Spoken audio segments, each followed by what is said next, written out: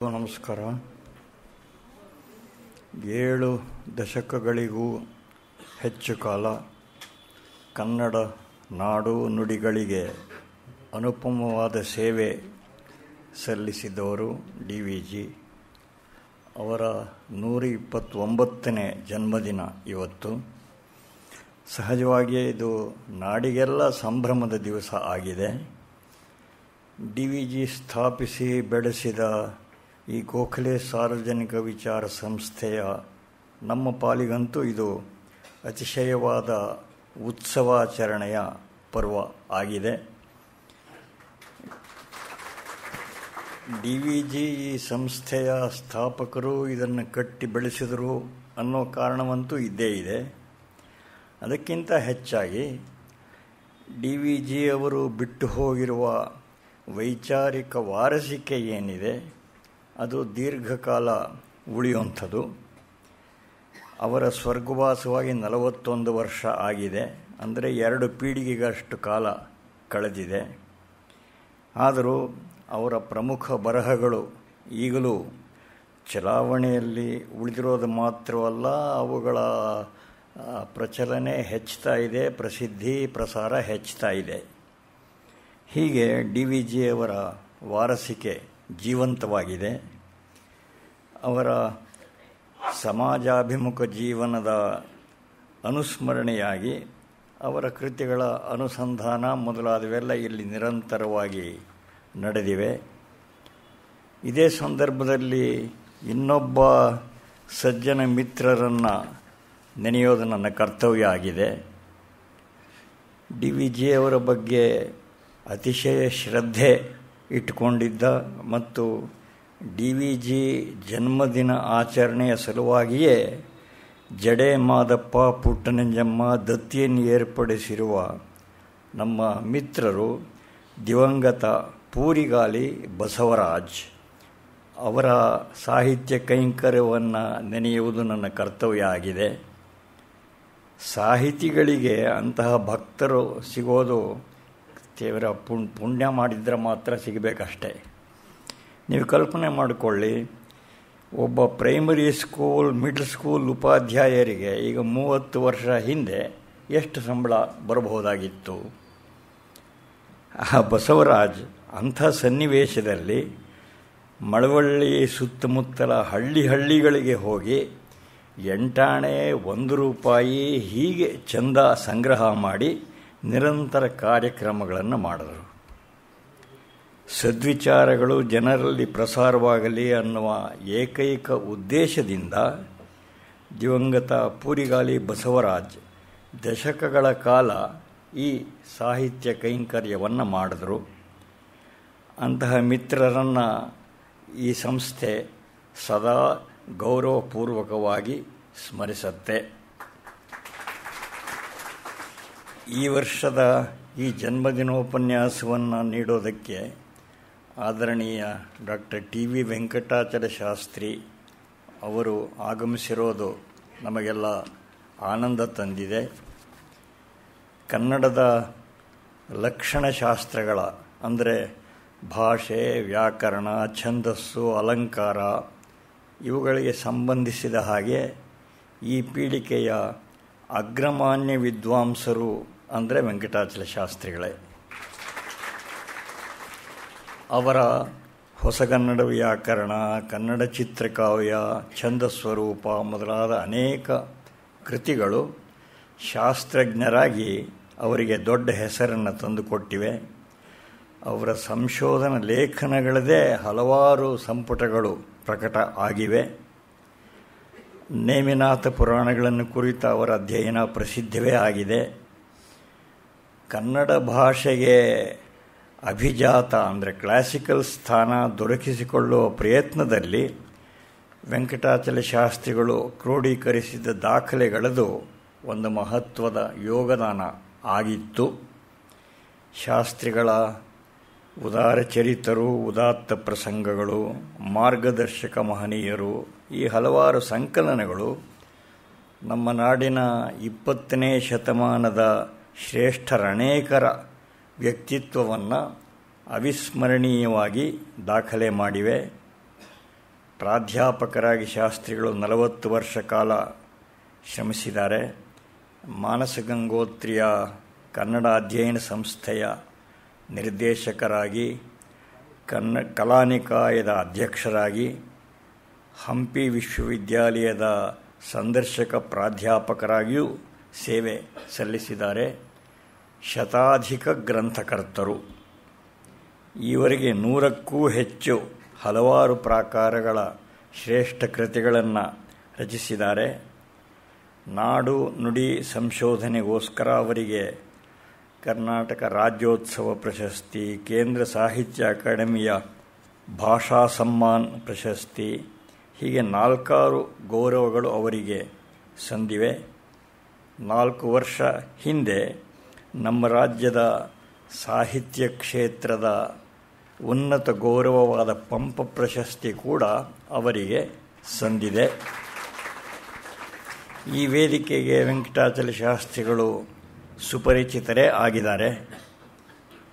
ಇವತ್ತು ವೆಂಕಟಾಚಲ ಶಾಸ್ತ್ರಿಗಳು DVG ಅವರ ಸ್ಮರಣೆಯಲ್ಲಿ ಹಳೆಗನ್ನಡದ ಓದು ಹೇಗಿರಬಹುದು ಅನ್ನುವ ಮುಖ್ಯ ವಿಷಯ ಕುರಿತು ಮಾತನಾಡೋರಿದ್ದಾರೆ. ನಮ್ಮ ಪ್ರಾಚೀನ ಸಾಹಿತ್ಯದಲ್ಲಿ ಉತ್ಕೃಷ್ಟ ಭಾಗಗಳಿವೆ, ಜೀವನ ಪಾಠಗಳು ತುಂಬ ಇವೆ, ಕಾಲಾತೀತವಾದ ಮಾನವೀಯ ದೃಷ್ಟಿ ಪ್ರದರ್ಶನಗಳು, ಪ್ರಕಟೀಕರಣಗಳು ಇವೆ, ತುಂಬ ಉದಾತ್ತವಾದ ಮೌಲ್ಯಗಳು ಇವೆ, ಬಹುಮುಖ ಸಂಬಂಧ ಸಂಘರ್ಷಗಳ ಕುತೂಹಲಕಾರ ಪ್ರಪಂಚವೂ ಕೂಡ ಅದರಲ್ಲಿ ಇದೆ. ಪ್ರಕೃತಿಯ ವಿವಿಧ ವಿಲಾಸ ರಮ್ಯ ಚಿತ್ರಗಳು ಕೂಡ ಇವೆ. ಎಲ್ಲಕ್ಕೂ ಹೆಚ್ಚಾಗಿ ಹೃದಯವನ್ನು ಸಂಸ್ಕರಿಸುವ ಸಾರಸತ್ವಗಳು ನಮ್ಮ ಹಿಂದಿನ ಸಾಹಿತ್ಯ ಕೃತಿಗಳಲ್ಲಿ ತುಂಬಿವೆ. ಸಾಮಾನ್ಯ ಜನಸಮುದಾಯಕ್ಕೆ ಅವರ ಭಾಗದ ವಿದ್ಯೆಯ ಆಸ್ತಿ ಅವರಿಗೆ ನ್ಯಾಯವಾಗಿ ದೊರೆಯುವ ಹಾಗೆ ಮಾಡೋದು ವಿದ್ಯೆಯ ಜವಾಬ್ದಾರಿ ಹೊತ್ತವರ ದೊಡ್ಡ ಕರ್ತವ್ಯ ಆಗಿದೆ. ಹೀಗಾಗಿ ನಮ್ಮ ಈ ಹಳೆಯ ಸಾಹಿತ್ಯವನ್ನು ಚಾಲು ಇಡುವ ಕರ್ತವ್ಯ ನಮ್ಮ ಪೀಳಿಗೆಯ ಮೇಲೆ ಕೂಡ ಇದೆ. ನಮ್ಮ ಬೇರೆ ವಿದೇಶಗಳಲ್ಲಿ ಇಂತಹ ಉಪಕ್ರಮಗಳಿಗೆ ತುಂಬ ದೊಡ್ಡ ವ್ಯವಸ್ಥೆಗಳು ಇವೆ.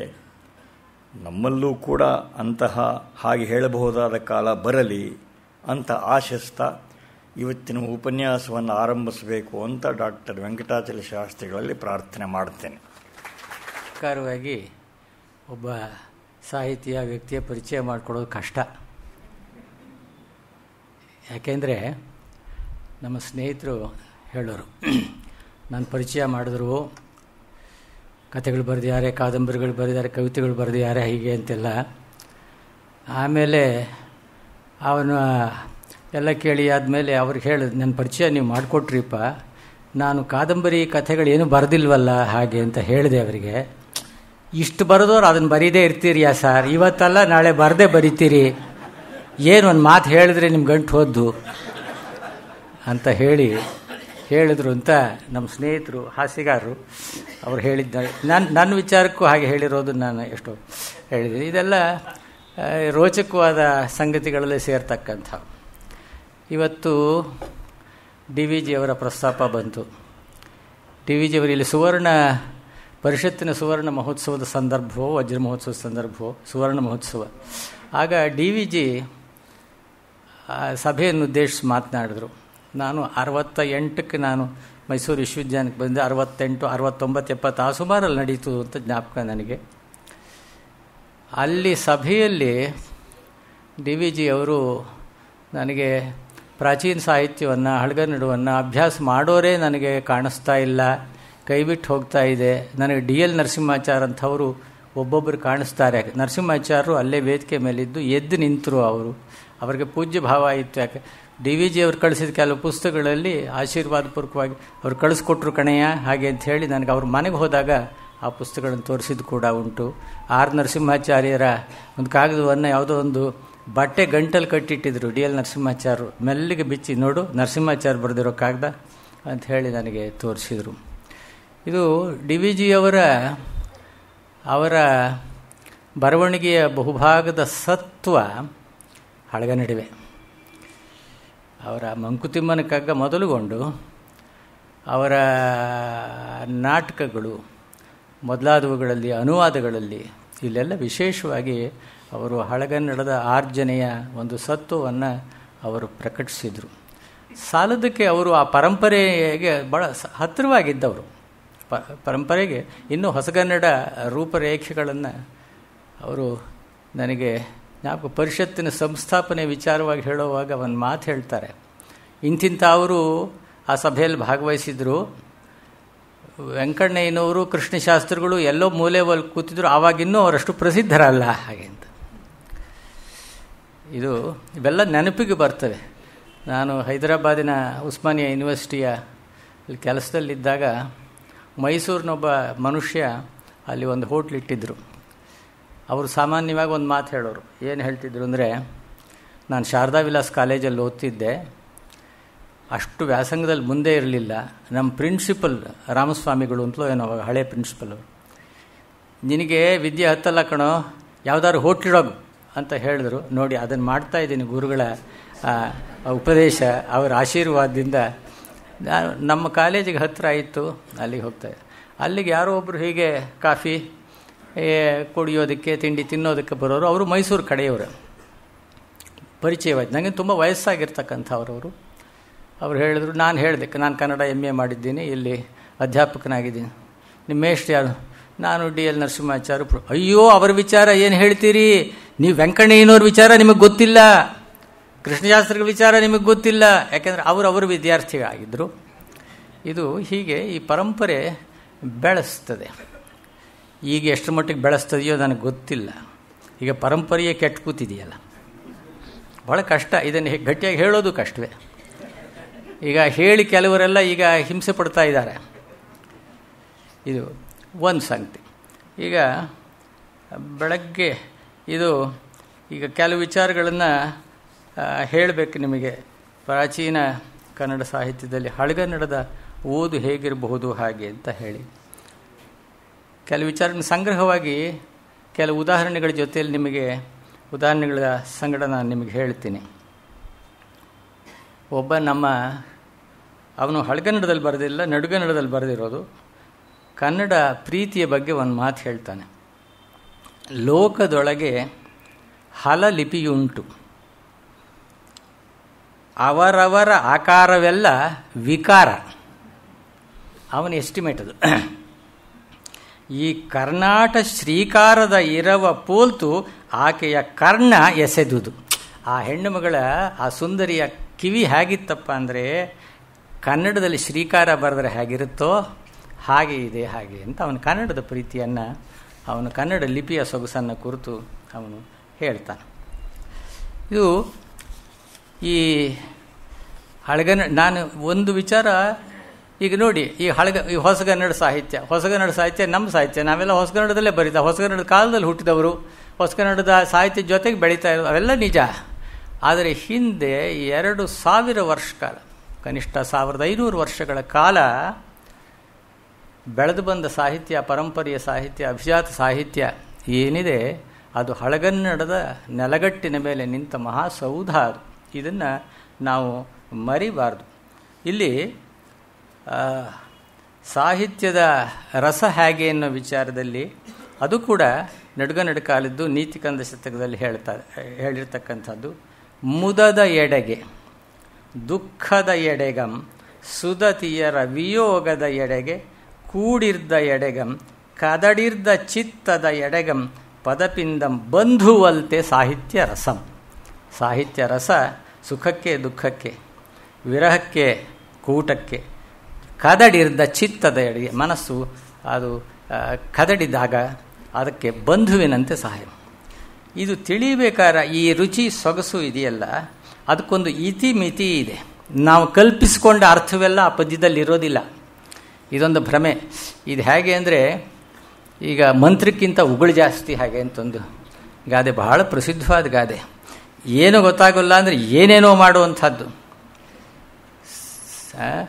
ಈ ಕೆಲಸ ಸಾಮಾನ್ಯವಾಗಿ ಅನೇಕ ವರ್ಷಗಳ ಹಿಂದೆ ನಾನು ಕನ್ನಡ MA ಪರೀಕ್ಷೆಯ ಪರೀಕ್ಷಕನಾಗಿದ್ದು ಮೌಖಿಕ ಪರೀಕ್ಷೆಯಲ್ಲಿ ಒಬ್ಬ ವಿದ್ಯಾರ್ಥಿಯನ್ನು ಪ್ರಶ್ನೆ ಮಾಡಿದೆ. ಅವರು ನೇರ ವಿದ್ಯಾರ್ಥಿಯಾಗೆಲ್ಲ ಅಂಚೆ ಮತ್ತು ತೆರಪಿನ ಶಿಕ್ಷಣ ಸಂಸ್ಥೆಯ ಮೂಲಕ ಎಕ್ಸಿಕ್ಯೂಟಿವ್ ಇಂಜಿನಿಯರ್ ಆಗಿದ್ದವರು, ಫಸ್ಟ್ ಕ್ಲಾಸ್ ಸೂಟ್ ಹಾಕ್ಕೊಂಡು ಒಳ್ಳೆಯ ಆಕಾರ ಸೌಷ್ಠವ ಅದೆಲ್ಲ ಪ್ರಸಿದ್ಧರು. ಅವರು ಬಂದರು. ನಿಮಗೆ ಪಠ್ಯವಾಗಿ ಏನಿದೆ ಅಂದರೆ, ಪಂಪರಾಮಾಯಣ ಇದೆ ಸರ್ ಹಾಗೆಂದರು. ಪಂಪರಾಮಾಯಣದಲ್ಲಿ ನಿಮಗೆ ಇಷ್ಟವಾದಂತಹ ಒಂದು ಭಾಗದಲ್ಲಿ ಯಾವುದಾದ್ರು ಒಂದು ಪದ್ಯ ಓದಿ ಹಿಂದೆ. ಅವರು ಸೀತಾಪಹರಣ ಭಾಗ ಭಾಳ ಪ್ರಸಿದ್ಧವಾಗಿರ್ತಕ್ಕಂಥದ್ದು. ಆ ಭಾಗದಲ್ಲಿ ಒಂದು ಪದ್ಯ ಓದಿದ್ರು, ರಾಗವಾಗಿ ಓದಿದ್ರು, ಚೆನ್ನಾಗಿ ಓದಿದ್ರು. ಇದಕ್ಕೆ ಅನ್ವಯ ಕ್ರಮದಲ್ಲಿ ಪ್ರತಿಪದಾರ್ಥ ಹೇಳಿ ಹಿಂದೆ. ಅವರು ಅದರ ತಾತ್ಪರ್ಯ ಹೇಳಿದರು. ನಾನು ಹೇಳಿದೆ, ಇದು ನೀವು ಹೇಳಿದ್ದು ತಾತ್ಪರ್ಯ ಹೇಳಿದರೆ ಪ್ರತಿಯೊಂದು ಪದ್ಯವೂ ಒಂದೊಂದು ವಾಕ್ಯ, ಸಾಮಾನ್ಯವಾಗಿ ಅದಕ್ಕೆ ಅಪವಾದ ಇರಬಹುದು, ಭಾಳ ವಿರಳ. ಅದು ಪ್ರತಿಯೊಂದು ಪದ್ಯವೂ ಒಂದೊಂದು ವಾಕ್ಯ. ಆದ್ದರಿಂದ ಇದರಲ್ಲಿ ಕರ್ತೃ ಕರ್ಮ ಕ್ರಿಯೆ ಅನ್ನೋದಿರ್ತದೆ. ಅದನ್ನು ಗುರುತಿಸಿ ಆ ವಾಕ್ಯವನ್ನು ನೀವು ನನಗೆ ಹೇಳಬೇಕು. ಹಾಗೆ 2ನೇ ಸರಿಯೂ ಅವರು ತಾತ್ಪರ್ಯವೇ ಹೇಳಿದರು, 3ನೇ ಸರಿಯೂ ಅದನ್ನೇ ಹೇಳಿದರು. ಇನ್ನು ಹೇಳಿ ಅವರ ಹತ್ರ ಮಾತಾಡಿ ಸುಖವಿಲ್ಲ ಹಾಗೆ ಅಂತ ಹೇಳಿ ನನಗನ್ನಿಸ್ತು. ಯಾಕಂದರೆ ಇದು ಈ ಕೈ ತೂಕ ಬಾಯಿ ಬಣ್ಣ ಸಮಾಚಾರ ಇದೆಯಲ್ಲ, ಇದು ಭಾಳ ಹೆಚ್ಚು. ಯಾಕೆಂದರೆ ಇದನ್ನು ಪ್ರಶ್ನೆ ಮಾಡೋನೋ ಹುಟ್ಟೋಲ್ವಲ್ಲ. ನೀವು ಪ್ರಶ್ನೆ ಮಾಡೋನಿದ್ರೆ ಅಬದ್ಧ ಹೇಳ್ತಾ ಇದ್ದೀಯಾ ಅಂತ ಇದ್ದರೆ ಆವಾಗ ಇವನು ಎಚ್ಚೆತ್ಕೋತಾನೆ. ಒಂದು ಕಡೆ ಒಂದು ಮಾತು ಹೇಳ್ತಾನೆ, if you are interested in learning and interpretation of our ancient classics which are a fund of knowledge and a fountain of inspiration, you must be well acquainted in the study of ancient grammars. ಶಬ್ದಮಣಿದರ್ಪಣದಲ್ಲಿ ಒಳಹೊಕ್ಕು ಅಭ್ಯಾಸ ನಡೆಸದೇ ಇದ್ದರೆ ನಾವು ಅರ್ಥ ಮಾಡ್ಕೋತೀವಲ್ಲ, ಪಂಪನನ್ನೋ, ರಂದನನ್ನೋ, ರುದ್ರಭಟ್ನನ್ನೋ, ನೇಮಿಚಂದ್ರನ್ನೋ, ಅಭಿನವ ಪಂಪನನ್ನು ನಾವು ಅರ್ಥ ಮಾಡ್ಕೋತೀವಲ್ಲ, ಅರ್ಥದ ಆಭಾಸವಿರ್ತದೆಯೇ ಹೊರತು ಅರ್ಥ ಸರಿಯಾಗಿ ಆಗಿರೋಲ್ಲ. ಭಾವ ನಮಗೆ ಮನಸ್ಸಿಗೆ ಬರಬಹುದು, ಅಲ್ಲಿಯ ಒಂದು ಸೆಂಟಿಮೆಂಟ್ ಏನಿದೆ ಅಥವಾ ಒಂದು ತಾತ್ಪರ್ಯ ಏನಿದೆ ಅಂತ ಹೊಳಿಬಹುದು. ಆದರೆ ಕವಿಯ ಸ್ಪಷ್ಟವಾದ ಒಂದು ಮಾತು ಮೊದಲು ವಾಚ್ಯಾರ್ಥ ನಿಷ್ಠೆ ಅಂತ ನಾನು ಹೇಳ್ತೀನಿ, ಆಮೇಲೆ ಆ ರಸದ ವೈಮಾನಿಕ ಯಾನ. ಆಮೇಲೆ ಈಗ ರಸಲೋಕದಲ್ಲಿ ನಾವು ವಿಹರಿಸೋದಿದೆಯಲ್ಲ, ಮೊದಲು ಗಟ್ಟಿ ನೆಲದ ಮೇಲೆ ವಾಚ್ಯಾರ್ಥದ ಗಟ್ಟಿನ ಈ ಅರ್ಥ ಇಲ್ಲಿ ಹೊರಡೋದೇ ಇಲ್ವಲ್ಲಪ್ಪ, ನೀನೇನೇನೋ ಹೇಳ್ತಾ ಇದ್ದೀಯಾ ಅಂತ ಪ್ರಶ್ನೆ ಮಾಡಿದ್ರೆ ಇಲ್ಲ ಅದು ಇದಿದೆ ಅದಿದೆ. ಹಾಗೆ ನಮ್ಮ ಒಬ್ಬರು ಮೇಷ್ಟ್ರು ಹೇಳೋರು, ಏನಯ್ಯ ಇವನು ಪದ್ಯ ಬರೆದಿದ್ದೇನೆ ಅಂತ ಹೇಳ್ತಾನೆ, ಆ ಪದ್ಯದೊಳಗೆ ಏನೇನೋ ಡೈನಮೈಟ್ಗಳಿಟ್ಟಿದ್ದೀನಿ ಅಂತ ಹೇಳ್ತಾನಲ್ಲಯ್ಯ, ಇದೇನೇ ಅದು ಡೈನಮೈಟ್ಗಳದರಲ್ಲಿ ಅಂದರೆ ಅಷ್ಟು ಅರ್ಥಗಳದ್ದು ಹುದುಗಿಸಿದ್ದೀನಿ ಹಾಗೆ ಇತ್ತು ಇದು. ಆಮೇಲೆ ಈ ವ್ಯಾಕರಣದ ನಿಷ್ಠೆ ಇದೆಯಲ್ಲ, ಈಗ ಸಾಧಾರಣವಾಗಿ ಅನೇಕ ಗಮಕಿಗಳು ವಾಚನ ಮಾಡೋದನ್ನು ನಾವು ಕೇಳಿದ್ದೇವೆ, ನಾವೇ ಓದ್ಕೊಳ್ಳೋದನ್ನು ಕೇಳಿದ್ದೇವೆ, ಬೇರೆಯವರು ಓದೋದನ್ನು ಕೇಳಿದ್ದೇವೆ, ಹುಡುಗರಿಗೆ ಮೇಷ್ಟ್ರು ಪಾಠ ಮಾಡೋದನ್ನು ಕೇಳಿದ್ದೇವೆ, ಉಪನ್ಯಾಸಗಳು ಮಾಡೋದನ್ನು ಕೇಳಿದ್ದೇವೆ. ಮೊನ್ನೆ ಹೀಗೆ ಹಳಗನ್ನಡದ ಒಂದು ಶಿಬಿರವನ್ನು ನಾನು ಬರಲೇಬೇಕು ಹಾಗೆ ಅಂಥೇಳಿ ಬಾಗಲಕೋಟೆಗೆ ಹೋಗಬೇಕಾಯಿತು. ನಾನು ಅಲ್ಲಿಗೆ ಹೋಗಿದ್ದೆ. ಅವರು ಕೆಲವರನ್ನ ಸಂಪನ್ಮೂಲ ವ್ಯಕ್ತಿಗಳು, ರಿಸೋರ್ಸ್ ಪರ್ಸನ್ಸ್ ಅಂತ ಹೇಳಿ ಕರೆಸಿದರು. ನಾನು ಹೇಳಿದೆ, ನೀವು ಕರೆಸಿದ್ದೀರಪ್ಪ, ಅದರಲ್ಲಿ ಕೆಲವರು ನಮ್ಮ ವಿದ್ಯಾರ್ಥಿಗಳು ಹೌದು, ಕೆಲವರೆಲ್ಲ ಪ್ರಸಿದ್ಧರು, ಆದರೆ ಅವ್ರಿಗೆ ಹಳಗನ್ನಡದ ತಿಳುವಳಿಕೆ ಎಷ್ಟರ ಮಟ್ಟಿಗಿದೆ ಅಂತ ನಾನು ಪ್ರಶ್ನೆ ಮಾಡಿದೆ. ಅವರೇನು ಹೇಳಿದ್ರು, ಮತ್ತೆ ಇದು ಇಲ್ಲ ಸರ್ಕಾರದಿಂದ ಹಣ ತಗೋತೀವಿ, ಇದನ್ನೆಲ್ಲ ನಾವು ಎಲ್ಲನೂ ಲೆಕ್ಕಕ್ಕೆ ತಗೋಬೇಕಾಗ್ತದೆ ಸರ್, ಅವರೂ ಇರಬೇಕಾಗ್ತದೆ, ಏನು ಮಾಡೋಕ್ಕಾಗೋದಿಲ್ಲ ನಮಗೆ ಅಂತ. ಆಯಿತು, ಈಗ ಅವರು ಸಿದ್ಧ ಮಾಡಿಕೊಂಡು ವಿಷಯವನ್ನು ಸರಿಯಾಗಿ ಮಂಡನೆ ಮಾಡೋದಿದೆಯಲ್ಲ, ಅದು ಸರಿ, ಅದು ಮಾಡಿದ್ರೆ ಆದೀತು.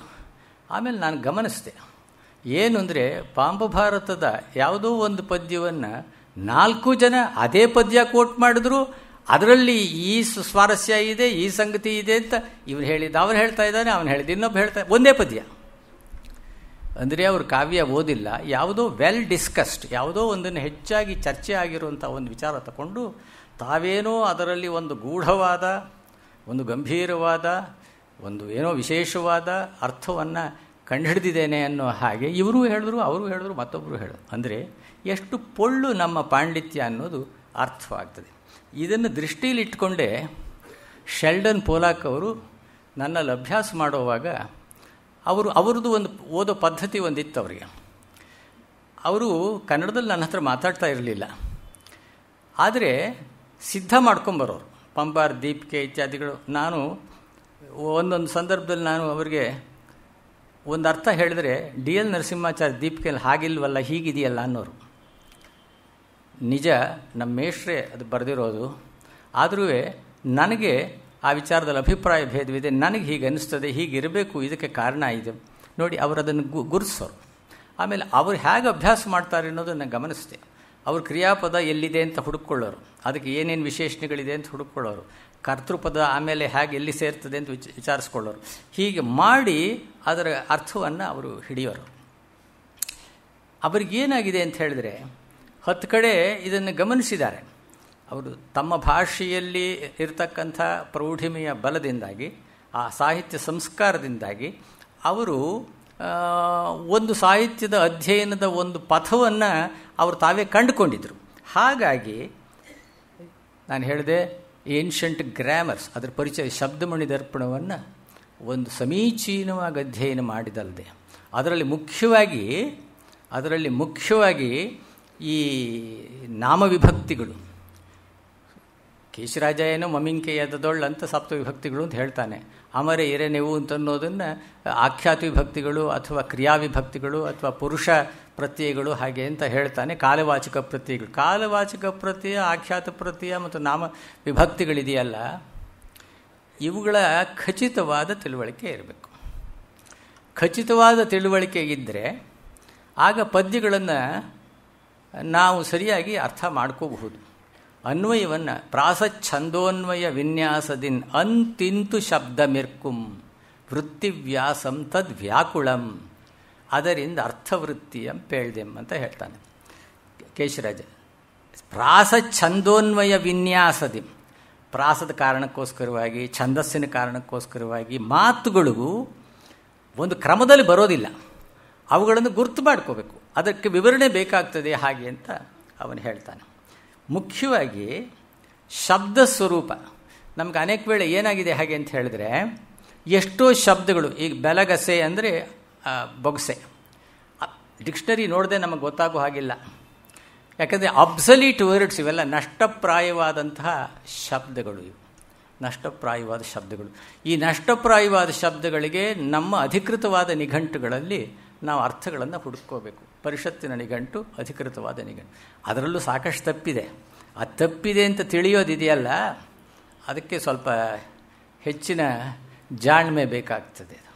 ಯಾಕೆಂದರೆ ಇಟ್ ಇಸ್ ಹ್ಯೂಮನ್. ಅವರು ನಾವೇ ತಾನೇ ಕೂತು ಮಾಡಿರೋದು ಅದನ್ನೆಲ್ಲ. ಆದ್ದರಿಂದ ನಮ್ಮ ತಿಳುವಳಿಕೆಗೆ ಒಂದು ಮಿತಿ ಇದ್ದೇ ಇದೆ. ಹಿಂದಿನವರು ಬೇಕಾದಷ್ಟು ತಪ್ಪು ಮಾಡಿದರೆ ನಾವೊಂದು ಸ್ವಲ್ಪ ಅದ್ರ ಜೊತೆಗೆ ಇನ್ನಷ್ಟು ಸೇರಿಸಿ, ಇನ್ನು ಸ್ವಲ್ಪ ಜಾಸ್ತಿನೇ ಸೇರಿಸಿ ನಮ್ಮ ಕಾಂಟ್ರಿಬ್ಯೂಷನ್ ನಾವು ಕೊಡ್ತೀವಿ. ಉಪಾಧ್ಯಾಯ ಒಂದು ಮಾತು ಹೇಳೋರು, ಮೋನಿಯರ್ ವಿಲಿಯಮ್ಸಲ್ಲಿ ಭಾಳ ತಪ್ಪಿದೆ ಅನ್ನೋರು, ಆಪ್ಟೆ ಒಳಗೆ ತಪ್ಪಿದೆ ಅನ್ನೋರು. ಏನು ಸಾರ್ ಅಂತ ಹೇಳಿದ್ರೆ, ತಪ್ಪು ಆಗ್ತದೆ, it will take 100 years for it's correction ಅನ್ನೋರು. ಆಗೋಗುತ್ತೆ ತಪ್ಪು. ಏನು ಸರ್ ಡಿಕ್ಷನರಿಯಲ್ಲೇ ಇದೆ ತಪ್ಪು ಇದೆ.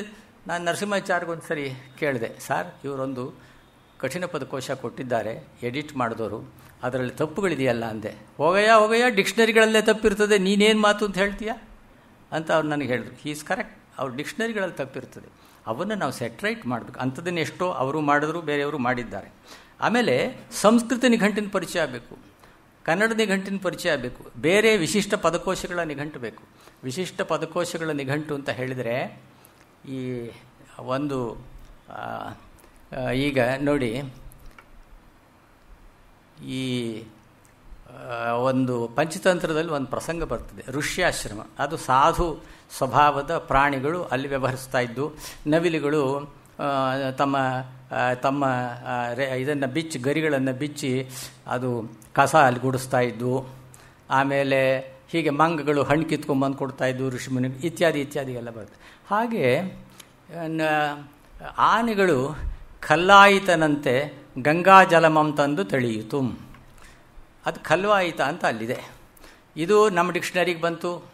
ಅಲ್ಲಿ ಆಮೇಲೆ ಏನಾಯಿತು, ನಮ್ಮ ಡಿಕ್ಷನರಿಯಲ್ಲಿ ನಾವೇನೋ ಒಂದು ಅರ್ಥ, ನಾನು ಇರಲಿಲ್ಲ ಆ ಪೀರಿಯಡಲ್ಲಿ, ಇದ್ದರೂ ನಾನು ಅದನ್ನು ಮಾಡ್ತಿದ್ನೋ ಇಲ್ಲೋ ಆ ಮಾತು ಬೇರೆ ಇರಲಿ. ಅದು ಅಲ್ಲೇನಾಯಿತು, ಏನು ಕಸ ಗುಡಿಸೋನು ಮನೆ ಏನೋ ಒಂದು ಅರ್ಥ ಕೊಟ್ಟಿದ್ರು ಅವರು. ಅದು ವಿದ್ಯಾರ್ಥಿಗಳಿಗೆ SLC ಟೆಕ್ಸ್ಟಲ್ಲಿ ಒಳಗೆ ಹೋಗಿ ಸೇರ್ಕೊಂಡ್ಬಿಡ್ತಲ್ಲ. ಅಲ್ಲಿ ಮೇಷ್ಟ್ರುಗಳು ಇದೇನು ಒಂದು ಹೊಂದಿಕೆ ಆಗೋದಿಲ್ಲ. ಅನೇಕರು ನೂರಾರು ಜನ ಸಾವಿರಾರು ಜನ ಮೇಷ್ಟ್ರುಗಳು ಗಮನಿಸ್ತಾರೆ, ಹುಡುಗರು ಗಮನಿಸ್ತಾರೆ. ಇದು ಏನು ಹೀಗಾಗಿದೆ ಅಂತ ಪರಿಷತ್ತು ಕಾಗದ ಬಂತು, ವಿದ್ಯಾಮಂತ್ರಿಗಳ ಕಾಗದ ಹೋಯಿತು, ಮುಖ್ಯಮಂತ್ರಿಗಳ ಕಾಗದ ಹೋಯಿತು. ಇವೆಲ್ಲ ಹೋದೆಲ್ಲ ಮತ್ತೆ ತಿರುಗಿ ಪರಿಷತ್ಗೆ ಬಂತು, ಡಿಕ್ಷನರಿ ಯಜಮಾನರಿಗೆ ಬಂತು, ವೆಂಕಟಸುಬ್ಬಯ್ಯನವ್ರಿಗೆ ಬಂತು. ನಾ ಹೇಳಿದೆ, ನಾನೇ ಆಗಿದ್ದರೆ ಅದು ಬರೀ ಕ್ವೆಶ್ಚನ್ ಹಾಕ್ತಿದ್ದೆ, ನೀವು ಇವಾಗ ಸಿಕ್ಕಾಕ್ಕೊಂಡಿದ್ದೀರಿ ಇದರಲ್ಲಿ. ಕಸ ಗುಡಿಸೋನು ಯಾರು ಹೇಳಿದಾರೆ ಅಲ್ಲಿ, ಆ ಸಂದರ್ಭ ಇಲ್ವಲ್ಲ. ತಲೆ ತಿಂತಾಯಿತ್ತು ನನಗೆ. ಆಮೇಲೆ ಅದಕ್ಕೆ ಬೇರೆ ಬೇರೆ ಡಿಕ್ಷನರಿಗಳು ನೋಡಿದೆ. ಅದು ಕಲ್ಲ ಅಂದರೆ ಎ ಲೆದರ್ ವಾಟರ್ ಬಾಗ್. ಆನೆಯ ಸೊಳ್ಳಿದೆಯಲ್ಲ, ಅದು ಚರ್ಮ ಚೀಲ ಇದ್ದಾಗಿರ್ತದೆ. ಅದು ಚರ್ಮದ ಚೀಲ ಇದ್ದಾಗಿರ್ತದಲ್ಲ. ಕಲ್ಲಾಯಿತನಂತೆ ಗಂಗಾಜಲಮ ಅಂತ ಹಿಂದೆ ಈ ಚೀಲದ ಈ ಚರ್ಮದ ಲೆದರ್ ವಾಟರ್ ಬ್ಯಾಗ್ ಅಂತ ಅವರು ಯಾರು ಒಂದು ಟರ್ನರ್ ವಾಲ್ಯೂ ಇದರಲ್ಲಿ ಡಿಕ್ಷನರಿಲಿ ಮಿಡ್ಲ್ ಇಂಡೋ ಆರಿಯನ್ ಡಿಕ್ಷನರಿ ಒಳಗೆ ಆ ಶಬ್ದ ಕೊಡ್ತಾನೆ. ಮಿಡ್ಲ್ ಇಂಡೋ ಆರಿಯನ್ ಡಿಕ್ಷನರಿ ಒಳಗೆ ಪ್ರಾಕೃತದ ಬೇರೆ ಬೇರೆ ಭಾಷೆಗಳು ಖಲ್ಲ, ಪಯಸ್ ಖಲ್ಲ, ನೀರಿನ ಚರ್ಮದ ಚೀಲ, ಅದೇ ಪಕ್ಕಲೆ, ಪಕಾಲಿ ಅಂತೆಲ್ಲ ಒಂದು ಮಾತು ಬರ್ತದೆ ನೋಡಿ, ಪಕಾಲಿ ಅಂತ ಹೇಳಿ, ಪಕ್ಕಲೆ ಅಂತ ಹೇಳಿ. ಇದೆಲ್ಲ ಇವು ಆಮೇಲೆ ಒಂದು ಕಾಲದಲ್ಲಿ ತಯಾರು ಮಾಡೋ ಕಾರ್ಖಾನೆಗಳು ಇವೆಲ್ಲ ಇದೆಯಲ್ಲ, ಇದು ಬೇಟೆ ಆಡಬೇಕಿದ್ದನ್ನು ಆಗಿ ಪತ್ತೆ ಹಚ್ಚಿ ಇವೆಲ್ಲ ಸಿಂಗಲ್ ಒಂದೊಂದೇ ಸರಳವಾದ ಸಂಗತಿಗಳು. ಆಮೇಲೆ 2 ಬಗೆಯ ರಕಾರಗಳು, 2 ಬಗೆಯ ಲಕಾರಗಳು ಪ್ರಾಚೀನ ಕನ್ನಡದ ಶಬ್ದ ಭಂಡಾರದಲ್ಲಿ ಇರತಕ್ಕಂಥದ್ದು, ವರ್ಣಮಾಲೆಯಲ್ಲಿ ಅದು ತಿಳಿದೇ ಇದ್ದರೆ ಭಾಳ ಕನ್ಫ್ಯೂಸ್ ಆಗ್ತದೆ. ಒಂದರ ಅರ್ಥ ಇನ್ನೊಂದಕ್ಕೆ ಹೋಗಿ ಅದು ದಾರಿ ತಪ್ತದೆ. ಸಂಧಿಯನ್ನು ಹೇಗೆ ಬಿಡಿಸೋದು, ಸಮಾಸವನ್ನು ಹೇಗೆ ಬಿಡಿಸೋದು. ಸಂಸ್ಕೃತದಲ್ಲಿ ಸಮಾಸ ಇದೆಯಲ್ಲ, 4 ಅರ್ಥ ಹೊರಡಿಸ್ಬೋದು ಒಂದು ಸಮಾಸ ಶಬ್ದಕ್ಕೆ. ನಮಗೆ ಯಾವ ಅರ್ಥ ಕವಿ ಇಟ್ಟು ಬರೆದಿದ್ದಾನೆ ಅನ್ನೋ ತಿಳಿಯೋದಿದೆಯಲ್ಲ, ದೊಡ್ಡ ಚಾಲೆಂಜ್ ಅದು. ಅನೇಕ ವೇಳೆ ನಾವೊಂದು ಅರ್ಥ ಮಾಡಿದ್ರೆ GS ಕೈ ಹೇಳಿದ್ರು, ನೋಡಿ ಈ ಶಬ್ದವನ್ನು ಹೀಗೆ ವಿಗ್ರಹವಾಕ್ಯ ಮಾಡಿದರೆ ಈ ಅರ್ಥ ಬರ್ತದೆ, ಹೀಗೆ ವಿಗ್ರಹ ಮಾಡಿದ್ರೆ ಈ ಅರ್ಥ ಬರ್ತದೆ, ನಮಗೆ ಯಾವ ಅರ್ಥ ತಗೋಬೇಕು ಅಂತ ನಾವು ಡಿಸೈಡ್ ಮಾಡಬೇಕು. ಇದೆಲ್ಲ ಸೂಕ್ಷ್ಮಗಳು ಕೆಲವಿರ್ತದೆ. ಭಾಳ ಇಕ್ಕಟ್ಟಾದ ಸಂದರ್ಭ ಅಂತ ಹೇಳಿದ್ರೆ ಇದು ಈಗ ನೋಡಿ, ಒಂದು ಪದ್ಯವನ್ನು ಓದಿ ನಿಮಗೆ ನಾನು ಅದನ್ನು ಹೇಳ್ತೇನೆ. ಇಲ್ಲಿ ಇರೋದು ಬಿಂದುಗಳು ಹಾಕಿ ಇದನ್ನು ಬರ್ಕೊಂಡಿದ್ದಾರೆ, 0 ಹಾಕ. ಪದಮಂ ಪ್ರಾಸಮುಮಂ ತಪ್ಪದೆ ಬಲ್ಲಂ ಬೇರೆ ಪೋದ ಪೊಲನಂ ರಸಭಾವದೊಳರಿ, ಈ ರೀತಿ ಇದೆ. ಆದರೆ ದ್ವಿತೀಯ ವಿಭಕ್ತಿ ಪ್ರತ್ಯಯ ಅದು ಪದಮನ್ ಓದಲ್ಲ. ನಮ್ಮ ಗಮಕಿಗಳು ಕೂಡ ಪದಮಂ ಅಂತ ರಾಗವಾಗಿ ಭರ್ಜರಿಯಾಗಿ ಓದ್ತಾರೆ, ಕೇಳೋಕೆ ಹಿತವಾಗಿರುತ್ತೆ. ಅದು ಅಪಶಬ್ದ.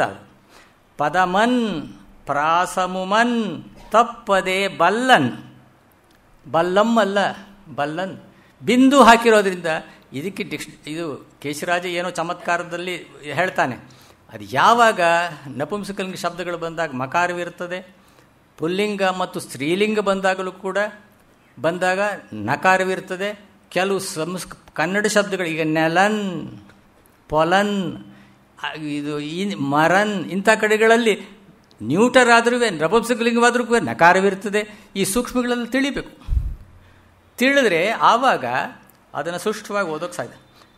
ಪದಮನ್ ಪ್ರಾಸಮುಮನ್ ತಪ್ಪದೆ ಬಲ್ಲನ್, ಪದ್ಯ ಬರೆಯೋ ನಿಧಾನಲ್ಲ, ಪದಗಳ ಸ್ವರೂಪ ಗೊತ್ತಿದೆ, ಪ್ರಾಸಸ್ಥಾನಕ್ಕೆ ಎಲ್ಲೆಲ್ಲಿ ಯಾವ್ಯಾವ ಪ್ರಾಸ ಇಡಬೇಕು ಅಂತ ಗೊತ್ತಿದೆ. ಬೇರೆ ಪೋದ ಪೊಲನನ್ ರಸಭಾವದೊಳರಿಯನ್, ರಸಭಾವಗಳನ್ನು ತುಂಬೋದರಲ್ಲಿ ಎತ್ತೆತ್ಲಾಗೋ ಹೋಗುತ್ತಲ್ಲ, ಪಾಪ ಅವನ ಕೈಲಿ ಆಗಲ್ಲ, ಅದನ್ನು ಮ್ಯಾನೇಜ್ ಮಾಡೋಕ್ಕಾಗಲ್ಲ. ಪದ ಮ್ಯಾನೇಜ್ ಮಾಡ್ತಾನೆ, ಹಾಕ್ತಾನೆ ಪದ, ಪ್ರಾಸಸ್ಥಾನ ಅವನು ಪಾಲನೆ ಮಾಡ್ತಾನೆ. ಬೇರೆ ಪೋದ ಪೊಲನನ್ ರಸಭಾವದೊಳರಿಯನ್ ಅವನನ್ ಎಳ್ತು ಎನ್ನದೆ, ಎತ್ತು ಅಂತ ಅವನು ಕರೆದ, ಇನ್ನೇನು ಕರೆದ್ರೆ ಅವನು ಓ ಅಂತಾನಯ್ಯ. ಅವನನ್ ಎಳ್ತು ಎನ್ನದೆ ಮತ್ತೇನೆಂದು ಕರೆದೊಡೆ ಓ ಎಂದಪ್ಪನ್, ಅವನು ಓ ಅಂತ ನನಗೆ ಉತ್ತರ ಹೇಳ್ತಾನೆ. ಇದು ಯಾವುದೋ ಒಂದು ಸುಭಾಷಿತಿದ್ದು. ಇದು ಹೀಗೆ ಇಂಥ ಕಡೆ ಏನಾಗ್ತದೆ ಅಂದರೆ, ಎಲ್ಲಿ ನೋಡಿ ಎಷ್ಟೋ ವೇಳೆ ನಮ್ಮ ದೊಡ್ಡ ದೊಡ್ಡ ವಿದ್ವಾಂಸರು ನನಗೆ ಕನ್ಫ್ಯೂಷನ್ ಬಂದ್ಬಿಡುತ್ತೆ. ಅವರಿಗೆ ಬಂದಾಗ, ಶಾಸ್ತ್ರಿ ಇದು ಏನು ನಕಾರವೋ ಮಕಾರವೋ ಇಲ್ಲಿ ಅಂತ ಹೋಲಿ ಅಷ್ಟು ಕೇಳೋಷ್ಟಾದರೂ ಒಂದು ಸೌಜನ್ಯ, ಒಂದು ತಿಳಿಬೇಕು ಅನ್ನೋದಿದೆಯಲ್ಲ, ಅದು ಸ್ಪಷ್ಟ ನಾವು ಮಾಡಿಕೊಡದೇ ಇದ್ದರೆ ನಾವು ಕಷ್ಟಕ್ಕೆ ಸಿಕ್ಕಾಕ್ಕೋತೀವಿ. ಆಮೇಲೆ ಪದ್ಯ ರಚನೆಯಲ್ಲಿ ಏನಾಗ್ತದೆ, ಅದು ಎತ್ತೆತ್ತಲಾಗೋ ಇರ್ತದೆ ಅಂತ ನಾನು ಹೇಳಿದೆ. ಅದರಲ್ಲಿ ಹುಡುಕೋಬೇಕು ನಾವು ಯಾವುದು ವಿಶೇಷಣ, ಏನು ಎತ್ತ ಹಾಗೆ ಅಂತ ಹೇಳಿ. ಆಮೇಲೆ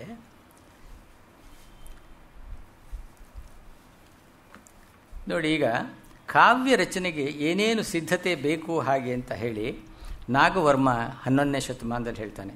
ಪ್ರತಿಭಾನಂ, ಇದು ಪ್ರತಿಭಾನಂ ಅಂದರೆ ಒಂದು ಪ್ರತಿಭೆ. ಅದನ್ನು ಡಿಫೈನ್ ಮಾಡ್ತಾನೆ ಮುಂದೆ.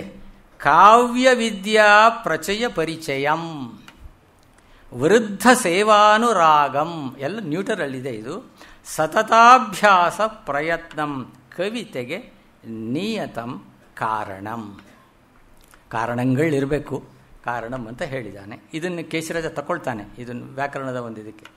ಪೇಳ್ವಡೆ ಅಂತೂ ಆ ಪ್ರತಿಭಾನಂ, ಆ ಪ್ರತಿಭಾನಂ ಅನ್ನೋದು, ಪ್ರತಿಭೆ ಅನ್ನೋದು ಏನಪ್ಪ ಅಂದರೆ ಶಕ್ತಿ, ಒಂದು ಇಮ್ಯಾಜಿನೇಷನ್ ಇದೆಯಲ್ಲ, ಅದನ್ನೇ ಪಂಪ ಬಗೆ ಪೊಸತಪ್ಪುದು ಆಗಿ ಮೃದುಬಂಧದೊಳೊಂದುವುದು ಒಂದಿ ದೇಸಿಯೊಳ್ ಪುಗುವುದು ಪೊಕ್ಕು ಮಾರ್ಗದೊಳೆ ತಳ್ಳುವುದು. ಅವನು ಹೇಳ್ತಾ ಹೋಗ್ತಾನೆ ಒಂದು ಕಾವ್ಯ ರಚನೆ ಆಗ್ಬೇಕಾದ್ರೆ ಹಾಗೆ. ಲೋಕಾಗಮ ಸಕಲ ಕಲಾವೇದನಂ ವಿದ್ಯೆ. ಕಾವ್ಯ ವಿದ್ಯೆ ಅನ್ನೋದು ಯಾವ್ಯಾವ ಅಂದರೆ ಲೌಕಿಕ ಜ್ಞಾನ ಬೇಕು, ಶಾಸ್ತ್ರಜ್ಞಾನ ಬೇಕು, ಸಕಲ ಕಲೆಗಳ ತಿಳುವಳಿಕೆ ಬೇಕು, ಇವೆಲ್ಲ ಇದು ವಿದ್ಯೆ. ಶಾಸ್ತ್ರಾನ್ವಿತನಪ್ಪನ್ ವೃದ್ಧನ್, ವೃದ್ಧ ಸೇವಾನುರಾಗಂ ಅಂತ ಹೇಳಿದ್ರೆ ಅವನ ಕೈಕಾಲು ಒತ್ತೋದು, ಅವನಿಗೆ ಮೆಸೇಜ್ ಮಾಡೋದು, ಅವನ ಪಂಚೆ ಉತ್ರಿಯ ಒಕ್ಕೊಡೋದಲ್ಲ, ಅಲ್ಲಿ ಕೂತು ಕಲಿತಕ್ಕಂಥದ್ದು. ವೃದ್ಧ ಸೇವಾನುರಾಗಂ ಶಾಸ್ತ್ರಾನ್ವಿತನಪ್ಪನ್ ವೃದ್ಧನ್ ಆಲಸ್ಯಮನುಳಿದು ಎಸೆಪ ಉದ್ಯೋಗಂ ಅಭ್ಯಾಸ ಕರ್ಮಂ. ಯಾವುದಪ್ಪ ಅಭ್ಯಾಸ ಅಂದರೆ ಸತತಾಭ್ಯಾಸ ಪ್ರಯತ್ನಂ ಅನ್ನೋದಿದೆಯಲ್ಲ, ಆಲಸ್ಯಮನ್ನುಳಿದು ಎಸಗುವ ಉದ್ಯೋಗಂ ಕಾರ್ಯತತ್ಪರತೆ ಇದೆಯಲ್ಲ. ಅವರು ಚೌಡಯ್ಯನವರು ಗಂಟೆಗಟ್ಟಲೆ ಇದು ಮಾಡೋರಂತೆ. ಅಯ್ಯೋ ಇಷ್ಟೆಲ್ಲ ಬೇಕಾಷ್ಟು ಕಚೇರಿ ಕೊಟ್ಟಿದ್ದೀರಿ, ಬೇಕಾಷ್ಟು ಪದವಿ ಪ್ರಶಸ್ತಿಗಳು ಬಂದಿದೆ, ಇದು ಯಾಕೆ ಅಂದರೆ ಅಯ್ಯೋ ಸರಸ್ವತಿ ತಮಾಷೆ, ಅದಕ್ಕೆ ನಿಮಗೆ ಹೇಳೋಕ್ಕಾಗಲ್ಲಪ್ಪ, ಕೈ ಬಿಟ್ಬಿಡ್ತಾಳೆ ಯಾವ ಗಳಿಗೆಯಲ್ಲಿ ಅಂದರೆ ಆ ಗಳಿಗೆಯಲ್ಲಿ ಮಾಡಲೇಬೇಕು ನಾನು ಹಾಗೆ ಅಂತ ಅವರು ಹೇಳಿದ್ರಂತೆ ಒಂದು ಸಲ ಸಂದರ್ಭದಲ್ಲಿ. ಇದು ಹಾಗೆ ಅಂದರೆ ಕಾಣೆಯವರು ಹಾಗೆ ಇದು ಮಾಡ್ತಾಯಿದ್ರು. 18 ಗಂಟೆ ಕಾಲ ಅವರು ತೀರಾ ಮಲಗಿದಾಗಲೂ ಕೂಡ ಯಾರು ಹೇಳ್ತೀನಿ, ಯಾಕೆ ಸುಮ್ಮನೆ ಒದ್ದಾಡ್ತಿದ್ದೆ, ಇಲ್ಲಪ್ಪ ಡಾಕ್ಟ್ರೇನೋ ಬೇಡ ಅಂತಂತಾರೆ, ಆದರೆ ಆಗೋದಿಲ್ಲ ನನಗೆ, ಅದು ಅಭ್ಯಾಸ ಮೊದಲಿಂದ ಬಂದು ಹೋಗಿರುತ್ತೆ. ನೋಡಿ, ಇವರು ವಿಚಾರವಾಗಿ ಪುಟ್ಟಣ್ಣವರು ಈ ಪುಣೆಯ ತ್ರ್ಯಂಬಕ್ ಶಾಸ್ತ್ರಿ ಬಗ್ಗೆ ಬರೀತಾರೆ. ಇವರು ಒಂದು ದಿಂಬನ್ನು ಒರಗಿಕೊಂಡು ಹಗಲು ರಾತ್ರಿ ಎನ್ನದ ಯಾವಾಗಲೂ ಕೂತೇ ಇರುತ್ತಾ, ಯಾವಾಗಲೂ ಪುಸ್ತಕವನ್ನು ಓದುತ್ತಾ, ಮಧ್ಯೆ ಮಧ್ಯೆ ಬರೆಯುತ್ತಾ ಇದ್ದರು. ಯಾವಾಗಲಾದರೂ ಸ್ವಲ್ಪ ನಿದ್ರೆ ಬಂದರೆ ಅರಗಳಿಗೆ ದಿಂಬನ್ನು ಒರಗಿಕೊಂಡು ಕೂತುಕೊಂಡೇ ನಿದ್ರೆಯ ಜಡರನ್ನು ಕಳೆದು ಪುನಃ ಪುಸ್ತಕ ನೋಡುವುದು, ಬರೆಯುವುದು ಮಾಡುತ್ತಾ ಇದ್ದರು.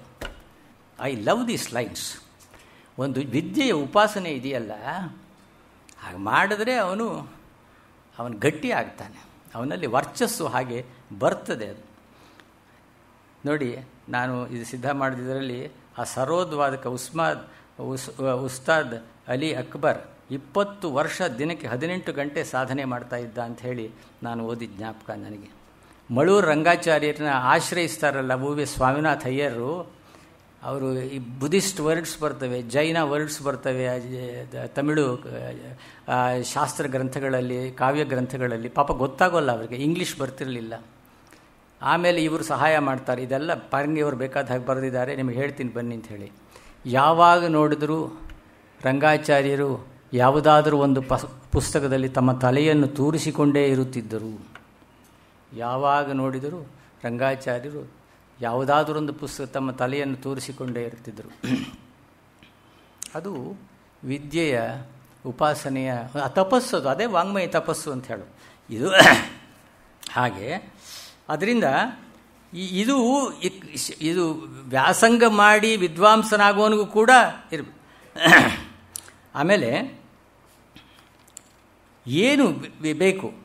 ಸಹಜಂ ವೇಳ್ಪುದು.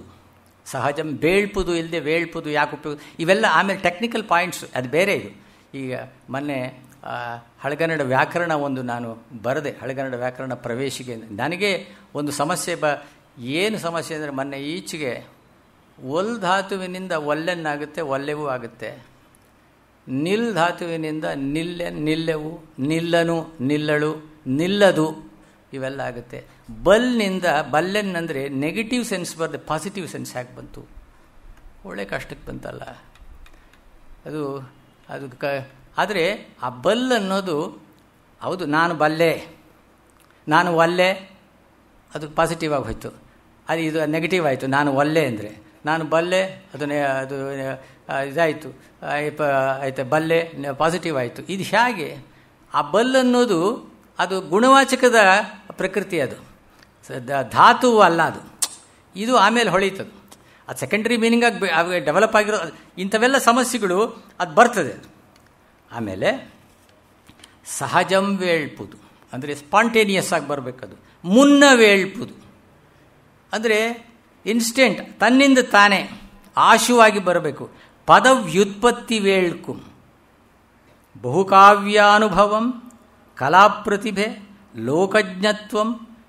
ನೋಡಿ, ಲೋಕಜ್ಞತ್ವ ವಾಪ್ತಾಗಮ, ಇಲ್ಲಿ ವಕಾರ ಯಾಕೆ ಬಂತು? ಇವೆಲ್ಲ ಆ ವಕಾರ ಮಕಾರಗಳು ಹೇಗೆ ಅವು ಕೆಲಸ ಮಾಡ್ತವೆ ಅನ್ನೋದು, ಇವೆಲ್ಲ ಸೂಕ್ಷ್ಮವಾದ ವ್ಯಾಕರಣ ತತ್ವಗಳು. ಈ ವ್ಯಾಕರಣ ತತ್ವ ಇದು ಹೇಗೆ ಅಂದರೆ, ವ್ಯಾಕರಣ ಓದಿ ಓದಿ ಓದಿ ಮಗ ಓದಿ ಮಗ ಕೆಟ್ಟ ಅಂತನ್ನೋ ಮಾತಿದ್ದ ಹಾಗೆ ವ್ಯಾಕರಣ ಅವನು ಈ ಒಂದು ಮಾತು ಎರುಮರುಳೆ ಶುಷ್ಕ ವೈಯಾಕರಣಂಗಂ ಶುಷ್ಕ ತಾರ್ಕಿಕಂಗಂ ವಿಷಯಮೇ ಅಂದರೆ ಬರೀ ವ್ಯಾಕರಣ ಓದೋರು, ಬರೀ ತರ್ಕ ಓದೋರು ಇದ್ದಾರಲ್ಲ, ಅವರನ್ನು ಕುರಿತು ಹೇಳಿರ್ತಕ್ಕ ಚತುರ ಕವಿ ಕದಂಬಕ ವಿಷಯಂ. ಅದು ಒಳ್ಳೆಯ ಕವಿಗಳ ಕವಿತ್ವದ ವಿಚಾರ ತಿಳಿಯೋದಕ್ಕೆ ಬೇರೆ ಫ್ಯಾಕಲ್ಟಿ ಬೇಕು ಅಂತ ಪಂಪ ಏನು ಹೇಳ್ತಾನೆ. ಅವನು ಬೇರೆ ಅದರಲ್ಲಿ ಒಂದೇ ಶಾಸ್ತ್ರವನ್ನು ಶಾಸ್ತ್ರ ಜಡನಾಗಿ ಓದಿದರೆ ಪ್ರಯೋಜನವಿಲ್ಲ ಅಂತ. ನೋಡಿ, ಸಮುದಾಯಂ ಮೆರೆಯಲ್ಕೆ ವೇಳ್ಪುದು, ಟೋಟಲ್ ಇಫೆಕ್ಟ್ ಅಂತೀವಲ್ಲ, ಒಂದು ಸಮುದಾಯ ಶೋಭೆ ಅದು.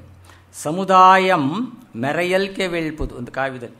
ಕಥಾ ವಿಸ್ತಾರದೊಳ್ ವರ್ಣನ ಕ್ರಮಂ ಓಯಾರಮನ್ ಆಳ್ದು ದಳ್ಳಿಸಿಸ ವೇಳ್ಕು, ಅದನ್ನು ಜ್ವಲಿಸೋ ಹಾಗೆ ಮಾಡಬೇಕಂತೆ. ಕಥಾ ವಿಸ್ತಾರದಲ್ಲಿ ವರ್ಣನೆಗಳಿದೆಯಲ್ಲ, ಅದು ಓಯಾರಮನ ಆಳ್ದು, ಅದು ಒಯ್ಯಾರದಿಂದ ಒಂದು ಬೆಡಗಿನಿಂದ ಸೇರಿಕೊಂಡು ವೃತ್ತ ವೃತ್ತಕ್ಕೆ ಭಾವಂ ಒಡಂಬಟ್ಟಿರಬೇಕು. ವೃತ್ತ ವೃತ್ತಕ್ಕೆ ಭಾವ ತುಂಬಿರಬೇಕಂತೆ. ಒಂದೇ ತೆರನ್ ಆಯಾಸ ಕ್ರಮಂ ಕಾವ್ಯಮನ್ ಸಮವಂಗಂ ಸಮವಂಗ ಮುಜ್ಜಳಿಪ ಸೂಚಿಯಾನಮಂ ಚೀನಮಂ.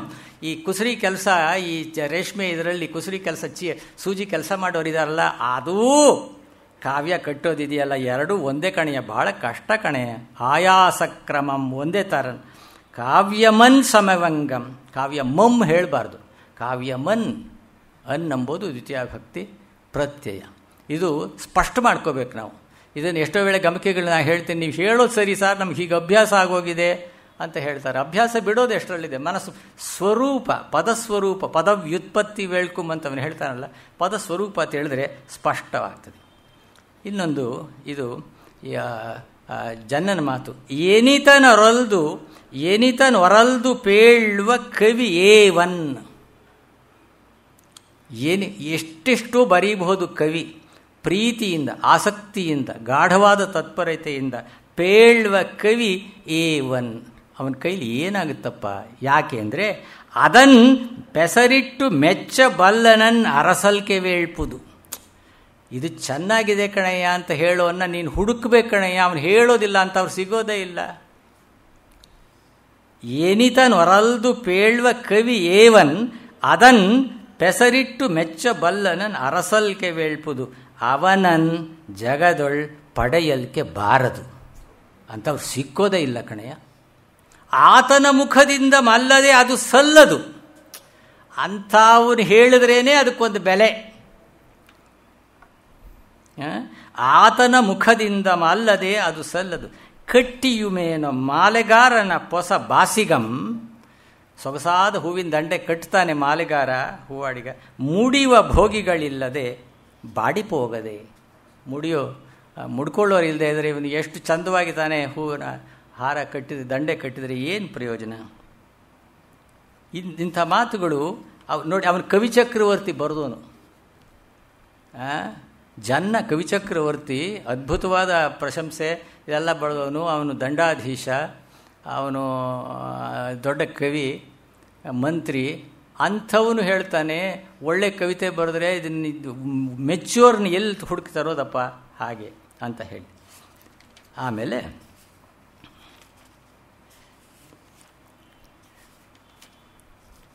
ಇದು ಅನೇಕ ವೇಳೆ ಏನಾಗ್ತದೆ, ಒಂದು ವಾಚ್ಯಾರ್ಥದ ದೃಷ್ಟಿ ಇರ್ತದೆ. ಪಂಡಿತರು ಸಾಮಾನ್ಯವಾಗಿ ಸುಲಭಕ್ಕೆ ಬಿಡೋದಿಲ್ಲ.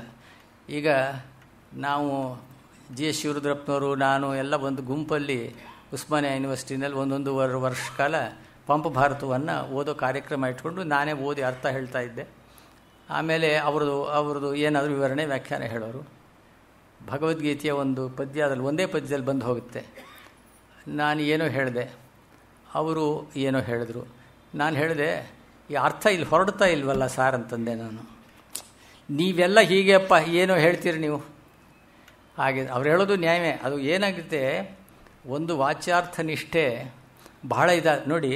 ಈ ಪದ್ಯ ಇದನ್ನು ಪುಟ್ಟಪ್ಪನವರು ನಮಗೆ ಪಾಠ ಮಾಡಿದ್ರು. ಅದು ಪಂಪ ಭಾರತದ್ದು. ಈ ಬದ್ದೆಗ ಅನ್ನೋನೊಬ್ಬ ಈ ವೇಮುಲವಾಡದ ದೊರೆಗಳ ಸಂತತಿಯಲ್ಲಿ ಇವನ ಆಶ್ರಯದಾತನ ಪೂರ್ವಿಕ. ಇವನು ಪಂಪನ ಆಶ್ರಯದಾತನ ಪೂರ್ವಿಕ. ಅವನ ದಾನಾತಿಶಯವನ್ನು ಹೇಳಬೇಕು.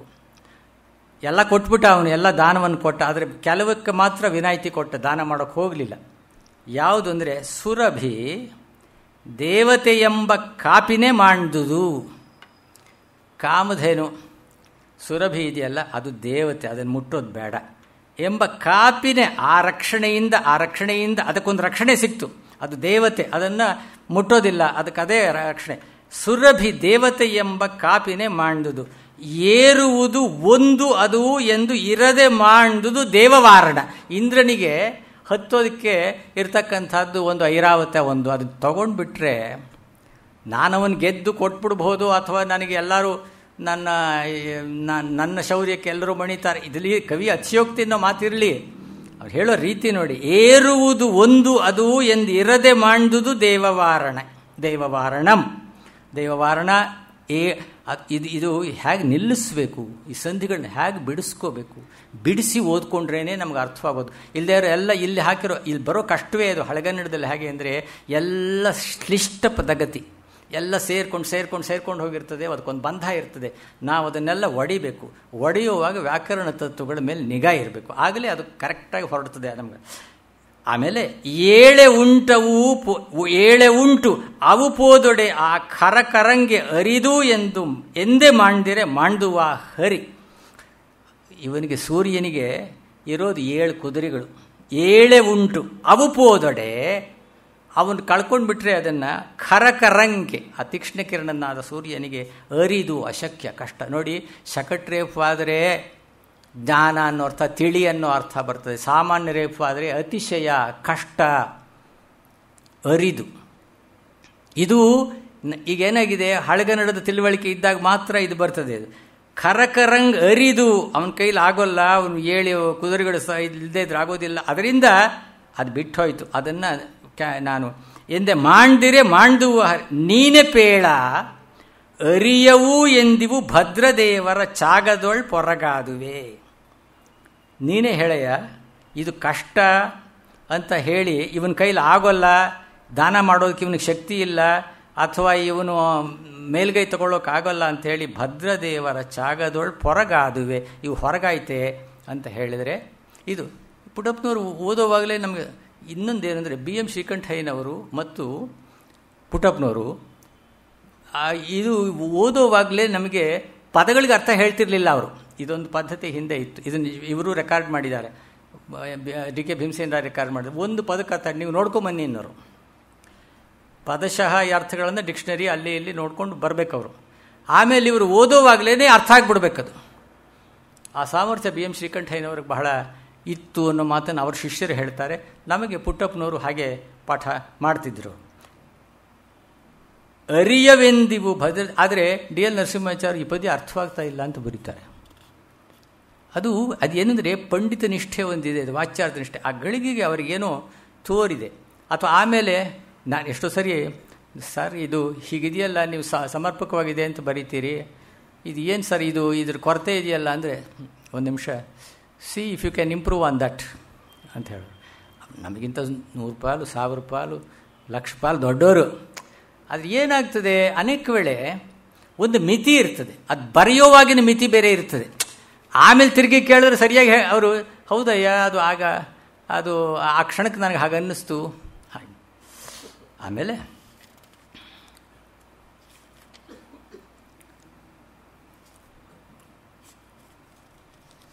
ನೋಡಿ, ಒಂದು ಸೂರ್ಯೋದಯದ ವರ್ಣನೆಯ ಸಂಗತಿ ಇದು ಬೆಳಗಿನ ಸೂರ್ಯ ಉದಯಿಸ್ತಾ ಇದ್ದಾನೆ ಹಾಗೆ ಅಂಥೇಳಿ. ಇದು ರನ್ನ ಅಜಿತ ಪುರಾಣದಲ್ಲಿ ಹೇಳ್ತಾನೆ.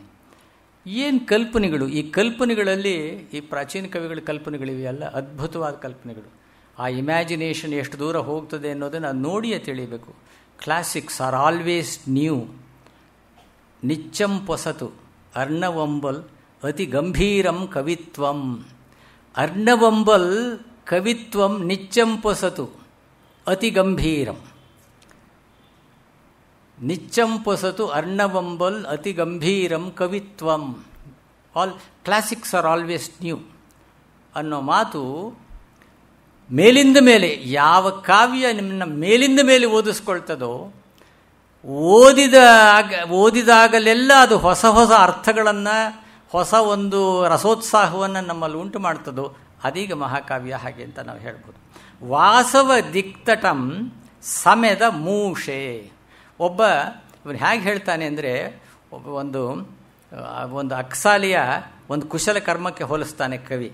ಈ ಇಂದ್ರ ದಿಕ್ಕಿದೆಯಲ್ಲ, ಪೂರ್ವ ದಿಕ್ಕಿದೆಯಲ್ಲ, ಅದು ಒಂದು ಈ ಚಿನ್ನ ಇದು ಮಾಡ್ತು ಕಾಯಿಸೋದಕ್ಕೆ ಬಳಸುವಂಥ ಒಂದು ಮೂಸೆ, ಸಮೆದ ಮೂಷೆ. ತಮಂ ಸುರಿದ ಇರ್ದಲ್ ಅಥವಾ ಇರ್ದಿಲ್, ಕತ್ತಲಿದೆಯಲ್ಲ, ಆ ಕತ್ತಲೇನೆ ಈ ಇದನ್ನು ಕಾಯಿಸೋದಕ್ಕೆ, ಈ ಚಿನ್ನ ಕಾಯಿಸೋದಕ್ಕೆ ಹಾಕಿದಂತಹ ಇಜ್ಜಿಲಂತೆ. ತಮಂ ಸುರಿದ ಇರ್ದಿಲ್ ಅಬ್ಜ ಸಂವಾಸಿ ಸಮೀರನ್ ಏರಣಿಗನ್ ಆಗೆ. ಏರಣಿಗ, ಹೈರಣ್ಯಕ, ಅಕ್ಸಾಲೆ ಇವೆಲ್ಲ ಡಿಕ್ಷನರಿ ನೋಡಿ ತಿಳಿಬೇಕಾಗಿ ಬರ್ತದೆ.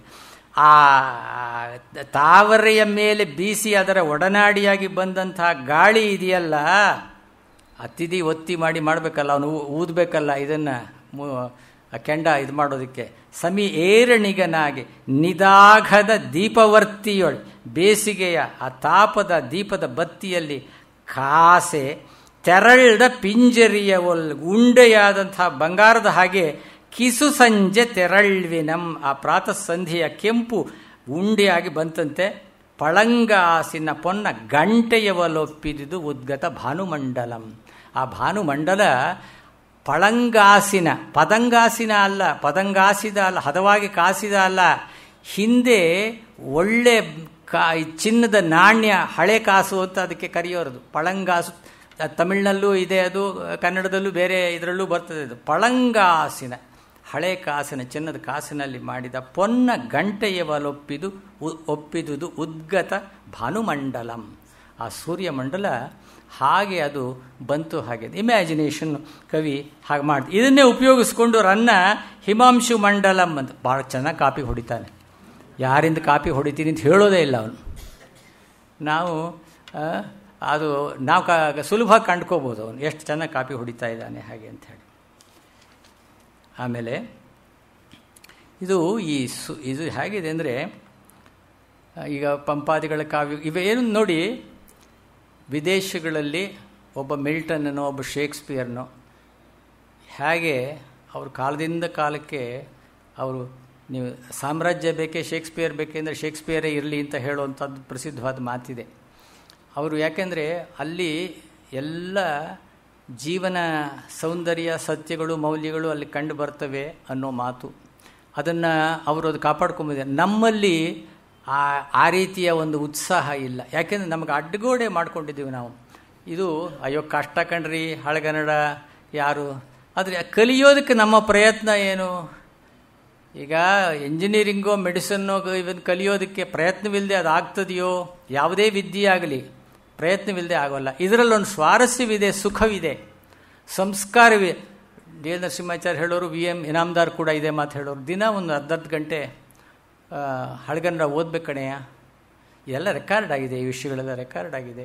ಅದನ್ನು ನೋಡಿ, ಬಿ ಎಂ ಇನಾಮ್ದಾರು ಮೂಲತಃ ಅವರು ಇಂಗ್ಲೀಷ್ ಪ್ರೊಫೆಸರ್ ಆಗಿದ್ದವರು, ಆದರೆ ಹಳೆಗನ್ನಡದ ವ್ಯಾಮೋಹ ತುಂಬ ಇತ್ತು ಅವರಿಗೆ. ಸಂಸ್ಕೃತ ಚೆನ್ನಾಗಿ ಓದ್ಕೊಂಡಿದ್ರು. ನಾನು ಯಾಕೆ ಹೇಳ್ತಾ ಇದ್ದೀನಿ ಅಂದರೆ, ಇದರ ವೈಭವ ಏನು ಅಂತ ಅನ್ನೋದು ಅವರು ಬಲ್ಲವರಾಗಿದ್ದರು ಅವರು. ಆಮೇಲೆ ಇದು ಪಂಪ ಭಾರತದಲ್ಲಿ ಬರೋ ಪ್ರಸಂಗ. ಅಶ್ವತ್ಥಾಮ ಅಲ್ಲಿ ಉಪಾಂಶ ವಧೆ ಅದೆಲ್ಲ ಕೊಂದು ಹಾಕಿ ಎಲ್ಲ ಬರ್ತಾನೆ. ಆಮೇಲೆ ಏನು ಮಾಡ್ತಾನೆ, ಇಲ್ಲಿ ಬಂದು ಇವರು ಪಾಂಡವರ ಉಪಪಾಂಡವರ ತಲೆಗಳನ್ನೇ ತಂದು ತೋರಿಸೋದು ಮಾಡೋದು. ಹೋಗೋಕೆ ಮೊದಲು ಇದು ಪಂಪ ಭಾರತದ ಮಾತು, ಗದಾಯುದ್ಧದ ಮಾತು. ಇದಕ್ಕೆ ಬೆನ್ನಿಗೆ ನಾನು ಹೇಳ್ತೀನಿ. ನನಗೆ ಇನಿತೊಂದು ಅವಸ್ಥೆ ವಿಧಿಯೋಗದಿ ನಾದುದು. ಈಗ ಅವನಿಗೆ ದುರ್ಯೋಧನಿಗೆ, ನನಗೆ ಈ ಕಥೆ, ಈ ಸ್ಥಿತಿ ದುರ್ವಿಧಿಯ ಕಾರಣವಾಗಿ ಆಯಿತು. ಇದುವರೆಗೂ ಹಾರಾಡಿದ್ದೇನು, ಓಡಾಡಿದ್ದೇನು, ಮಾಡಿದ್ದೇನು, ಇವೆಲ್ಲ ಆಯಿತು. ನನಗೆ ಇನಿತೊಂದು ಅವಸ್ಥೆ ವಿಧಿಯೋಗದಿ ನಾದುದು. ಅದಕ್ಕೆ ನೀನು ಅಳಲ್ದು ಇನಿತು ಮನಕ್ಷತಂಬಡದಿರು. ನೀನು ಯಾಕಯ್ಯ ಗೋಳಾಡ್ತೀಯ? ನನಗೆ ನೋಡು, ನಮ್ಮದವ್ರಿಗೆ ಹೀಗಾಗಿ ಹೋಯ್ತು, ನಾನಿದ್ದು ಹೀಗಾಯಿತು ಅಂತ ಅಶ್ವತ್ಥಾಮ ಏನೇನೋ ಅವನ ಬಗ್ಗೆ ಕಳವಳ ಪಡ್ತಾ ಇದ್ದಾನೆ. ನನಗೆ ಇನಿತೊಂದು ಅವಸ್ಥೆ ವಿಧಿಯೋಗ ದಿನ ಆದುದು. ಇದಕ್ಕೆ ನೀನು ಅಳಲ್ದು ದುಃಖಿಸಿ ಇನಿತು ಮನಕ್ಷತಂಬಡದಿರು. ಮನಸ್ಸಿಗೆ ಇದನ್ನು ಹಿಂಸೆ ಮಾಡ್ಕೋಬೇಡ. ಆಗದು ಪಾಂಡವರಂ ಗೆಲಲ್ ಪುರಾತನ ಪುರುಷನ್ ಮುರಾರಿ ಕೆಲದೊಳ್ ನಿಲೆ. ಅಲ್ಲಯ್ಯ, ಕೃಷ್ಣ ಪಕ್ಕದಲ್ಲಿದ್ದಾನೆ. ಇದೇ ನಮ್ಮ ಕುಮಾರವ್ಯಾಸ ಮಾತಾಡ್ತಾ ಇದ್ದಾನೆಯೋ, ಪಂಪ ಮಾತಾಡ್ತಾ ಇದ್ದಾನೆಯೋ ಅಂತ ನಮಗನ್ನಿಸ್ತದೆ. ನೋಡಿ, ಆಗದು ಪಾಂಡವರನ್ ಗೆಲಲ್ ಪುರಾತನ ಪುರುಷನ್ ಮುರಾರಿ ಕೆಲದೊಳ್ನೆಲ್ಲ. ಪಕ್ಕದಲ್ಲಿ ನಿಂತ್ಕೊಂಡಿದ್ದಾನಲ್ಲಯ್ಯ ಕೃಷ್ಣ. ಇಷ್ಟಾದ್ಮೇಲೆ ನೀನ್ ಕೊಲಲಾರ್ಪೊಡೆ ಆಗದೆಂಬೇನೆ. ಈಗಲೂ ಕೊಂದು ಬರ್ತೀನಿ ನಾನು, ಕೊನೆಗೆ ಹೋಗಿ ಮಾಡಿ ಮುಗಿಸ್ಕೊಂಡ್ಬರ್ತೀನಿ.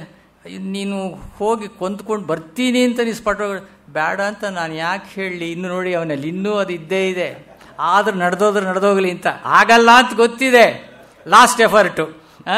ನೀನು ಕೊಲಲಾರ್ಪೊಡೆ, ಕೊಲ್ಲೋದಕ್ಕೆ ನಿನಗೆ ಸಾಮರ್ಥ್ಯವಿದ್ದರೆ ನಿನ್ನ ಕೈಲಾಗೋದ್ರೆ ಆಗದು ಎಂಬೇನೆ. ಯಾಕೆ ಆಗೋಲ್ಲ ಅಂತ ನಾನು ಹೇಳಿ? ತರಿದೊಟ್ಟಿ ವೈರಿಗಳನ್ ಎನ್ನ ಹಸುವುಳ್ಳಿನಂ ಈ 5 ವೈಗಡ. ನನ್ನ ವೈರಿಗಳನ್ನು ತರಿದೊಟ್ಟಿ ನನ್ನ ಪ್ರಾಣ ಇರೋಷ್ಟ್ರೊಳಗೆ ಬರ್ತೀಯ ತಾನೆ? 5 ವೈಗಡ ಇದು ಕಾಯ್ತಾ ಇದ್ದಾನೆ.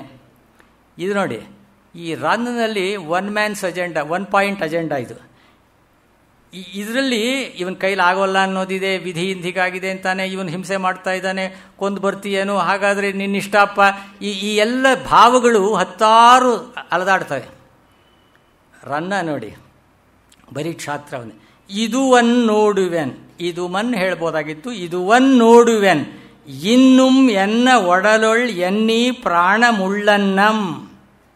ಇದು ನೋಡ್ಬಿಡ್ತೀನಿ. ಇಷ್ಟೆಲ್ಲ ಆಯ್ತಲ್ಲ, ಇದು ಒಂದು ನೋಡ್ಬಿಡ್ತೀನಿ. ಇದು ಒಂದು ನೋಡುವೆನ್ ಇನ್ನುಂ ಎನ್ನ ಒಡಲೊಳ್ ಎನ್ನೀ ಪ್ರಾಣ ಮುಳ್ಳನ್ನಂ. ಓವದೆ ಕೌಂತೆಯರನ್ ಇಕ್ಕಿ ಪಂದಲೆಗಳನ್ನು ತಂದು, ಹಸಿ ತಲೆಗಳನ್ನು ಕತ್ತರಿಸಿದ ತಲೆಗಳನ್ನು ತಂದು ಎನ್ನ ಮುಂದಿಕ್ಕು. ಕೂರದ ದಾಯಾದರ ಮಿಕ್ಕ ಪಂದಲೆಗಳನ್ನು ಕಣ್ಣಾರೆ ಕಂಡು.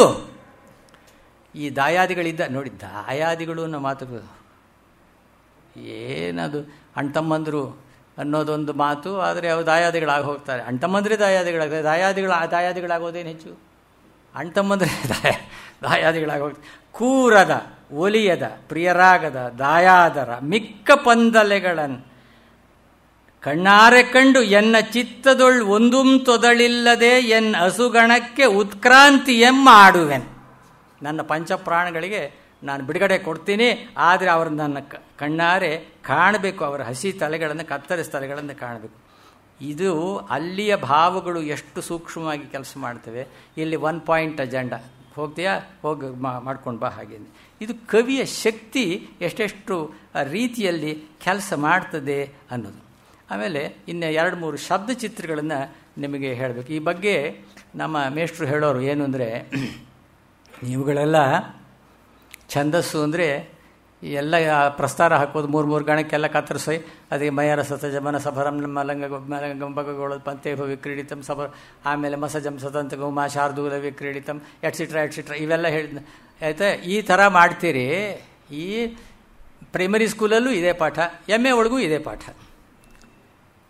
ಹಾಗಲ್ಲ, ಯಾವ್ಯಾವ ಭಾವರಸಗಳಿಗೆ ಯಾವ್ಯಾವ ವೃತ್ತಗಳನ್ನು ಕವಿ ನಡೆಸ್ತಾನೆ, ಕಂದಪದ್ಯವೋ ಅಥವಾ ಬೇರೆ ಛಂದಸ್ಸೋ, ಇದನ್ನು ಹೇಗೆ ರಚನೆ ಮಾಡ್ತಾನೆ, ಏನು ಅದು ಹೇಗೆ ಶಬ್ದಗಳು ಜೋಡಣೆಯಾಗಿ ಬರ್ತವೆ, ಯಾವ ರಸಕ್ಕೆ ಯಾವ ಭಾವಕ್ಕೆ, ಈ ಈ ಈ ದಿಕ್ಕಿನಲ್ಲಿ ಯೋಚನೆ ಮಾಡಿದ್ದು ಭರತ ಯೋಚನೆ ಮಾಡಿದ, ಇದು ಕ್ಷೇಮೇಂದ್ರ ಯೋಚನೆ ಮಾಡಿದ. ಕ್ಷೇಮೇಂದ್ರನಲ್ಲಿ ಇಂಥದ್ದು ಬೇಕಾದಷ್ಟು ಅವನು ಹೇಳ್ತಾರೆ, ಹೀಗೆ ಇಂತಿಂಥ ಸಂದರ್ಭಕ್ಕೆ ಇದು ಒಪ್ಪುತ್ತೆ, ಮಾತುಗಳು ಹೀಗೆ ಜೋಡಣೆ ಆಗಬೇಕು, ಇವೆಲ್ಲ ಹೀಗೆ. ಇದ್ರ ಬಗ್ಗೆ ಅವರು ಹೇಳೋರು. ಅದರಿಂದ ಅದಕ್ಕೆ ಉದಾಹರಣೆಗಳು ಅವರು ಕೊಟ್ಟು ಹೇಳೋರು. ಈಗ ಈ ಲಲಿತವಾದ ಶಬ್ದಗಳು, ಬರೀ ಲಘುಗಳು ಕೂಡೋದು, ಗುರುಗಳು ಕೂಡೋದು, ಇದೆಲ್ಲ ಹಾಗೆ. ಇದು ಛಂದೋ ಮೀಮಾಂಸೆಯ ವಲಯದಲ್ಲಿ ಇದು ನನಗೆ ಭಾಳ ಆಸೆ ಇತ್ತು. ನಾನೊಂದು ಪುಸ್ತಕನೂ ಬರೆದೆ, ಛಂದೋ ಮೀಮಾಂಸೆ ಅಂತ ಹೇಳಿ. ಆ ಪುಸ್ತಕ ಏನು ಮಾಡಿದ್ರು ಖರ್ಚಾಗ್ತಾ ಇಲ್ಲ. ಯಾಕೆಂದರೆ ಅವ್ರಿಗೆ ಇನ್ನೂ ಈಗ ಏನಂದರೆ ಸರಳವಾಗಿ ಛಂದಸ್ಸಿನ ವಿಚಾರ ಹೇಳಿದ್ರೆ ಸಾಕು. ಇದನ್ನು ಕಟ್ಕೊಂಡು ಇದೆಲ್ಲ ಈ ಅಕ್ರೋಬ್ಯಾಟಿಕ್ಸ್ ಎಲ್ಲ ಯಾತಕ್ಕೆ ಹಾಗೆ ಅಂತ ಅನ್ನೋದು. ನೋಡಿ, ಒಬ್ಬ ದೊರೆ, ಆ ದೊರೆಯ ಕೈಯಲ್ಲಿ ಕತ್ತಿ ಇದೆ. ಅದು ರಕ್ತದಿಂದ ಆರ್ದ್ರವಾದಂಥ ಇದು ರಾಜಕುಮಾರ, ಅವನ ಕೈಯ ಕತ್ತಿ ಇದೆ. ಅದನ್ನು ಹೇಗೆ ವರ್ಣಿಸ್ತಾನೆ ಕವಿ ಅಂದರೆ, ಇದು ಜನ್ನನ ಅನಂತನಾಥ ಪುರಾಣದ ಪದ್ಯ, ಇದು ಲೀಲಾವತಿ ಪ್ರಬಂಧದ ಪದ್ಯ. ಇದು ಭೂರಿ ಭುಜವೀರ ರಾಕ್ಷಸಿ. ಈ ಭುಜ ಇದೆಯಲ್ಲ, ಇದು ಒಂದು ರಾಕ್ಷಸಿ ಇದ್ದ ಹಾಗೆ ಅಂತಾನೆ. ಏನು ಕಲ್ಪನೆಗಳು ಹೇಗೆ ಮಾಡ್ತಾರೆ ನೋಡಿ. ಮಹಾ ಆಕಾರದಲ್ಲಿ ಭೂರಿ ಭುಜವೀರ ರಾಕ್ಷಸಿ ವೈರಿಗಳನ್ನುಂಗಲೆಂದು ನೀಡಿದ ಜಿಹ್ವಾಕಾರಮೆನಿಸಿದುದು. ಈ ಕತ್ತಿ ಇದೆಯಲ್ಲ, ಆ ಕರವಾಳ ಇದೆಯಲ್ಲ, ಆ ಭುಜ ಅನ್ನೋ ಒಂದು ರಾಕ್ಷಸಿ ವೈರಿಗಳನ್ನು ನುಂಗೋದಕ್ಕೆ ನೀಡಿದ ನಾಲಿಗೆ ಅನ್ನೋ ಹಾಗಿದೆಯಂತೆ. ಭೂರಿ ಭುಜವೀರ ರಾಕ್ಷಸಿ ವೈರಿಗಳನ್ನು ನುಂಗಲೆಂದು ನೀಡಿದ ಜಿಹ್ವಾಕಾರಂ ಎನಿಸಿದುದು ರಿಪು ರುಧಿರಾರುಣ ಕರವಾಳ ವಾ ನೃಪಾಲಕ ಸುತನಾ. ಆ ನಾಲಿಗೆ ತೆಗೆದ್ರೆ ಅದು ಹೇಗೆ ಅಂತ ಚಾಚ್ಕೋಬೇಕು ನಮಗೆ ಗೊತ್ತಾಗೋಲ್ಲ. ಅದರಲ್ಲಿ ನಾವು ಸುಮ್ಮನೆ ಭೂರಿ ಭುಜವೀರ ರಾಕ್ಷಸಿ ವೈರಿಗಳನ್ನು ನುಂಗಲೆಂದು ಹೀಗೆ ಓದ್ಕೊಂಡ್ರೆ ಅದು ಏನು ಪ್ರಯೋಜನವಿಲ್ಲ. ಓದುವಾಗ ಅದು ಚಾರ್ಜ್ ಆಗಬೇಕು. ಅದು ಯಾವ ಭಾವದಲ್ಲಿ ಬರ್ತೇನೆ. ಭೂರಿ ಭುಜವೀರ ರಾಕ್ಷಸಿ ವೈರಿಗಳನ್ನುಂಗಲೆಂದು ನೀಡಿದ ಜಿಹ್ವಾಕಾರಂ ಎನಿಸಿದುದು ರಿಪು ರುಧಿರಾರುಣ ಕರವಾಳವಾ ನೃಪಾಲಕ ಸುತನಾ ಅಂತಾನೆ. ಅವನೇನು ಹೇಳಬರಿಲ್ಲ, ಹೀಗೆ ಓದ್ಕೋಬೇಕು ನೀವು ಅಂತ ಅವನು ಹೇಳೋದಿಲ್ಲ. ಅವನು ಒಂದು ಹೂವಿನ ಮಕರಂದವನ್ನು ದುಂಬಿ ಹೀರೋದಕ್ಕೆ ಬಂದಾಗ ಅದರ ಚಾಂಚಲ್ಯ ಮತ್ತು ಅದರಲ್ಲಿ ಹೇಗೆ ಅದರ ಕ್ರಿಯೆ ಇರ್ತದೆ ಅನ್ನೋದನ್ನು ಹೇಳ್ತಾನೆ. ಪರಿಮಳ ಮಿಳದಳಿಮಾಲ ಚರಣಾಹತ. ಅದರ ಪಾದಗಳಿದೆಯಲ್ಲ ಚಂಚಲವಾದಗಳು, ಅದು ಗಂಧ ಹತ್ಕೊಂಡಿದೆ ಅದಕ್ಕೆ. ಪರಿಮಳ ಮಿಳದಳಿಮಾಲ ಚರಣಾಹತ ಶಿಥಿಲ ಶಿಥಿಲ ದರ ದಳ ಸಂಧಿಸ್ಫುರಿತ.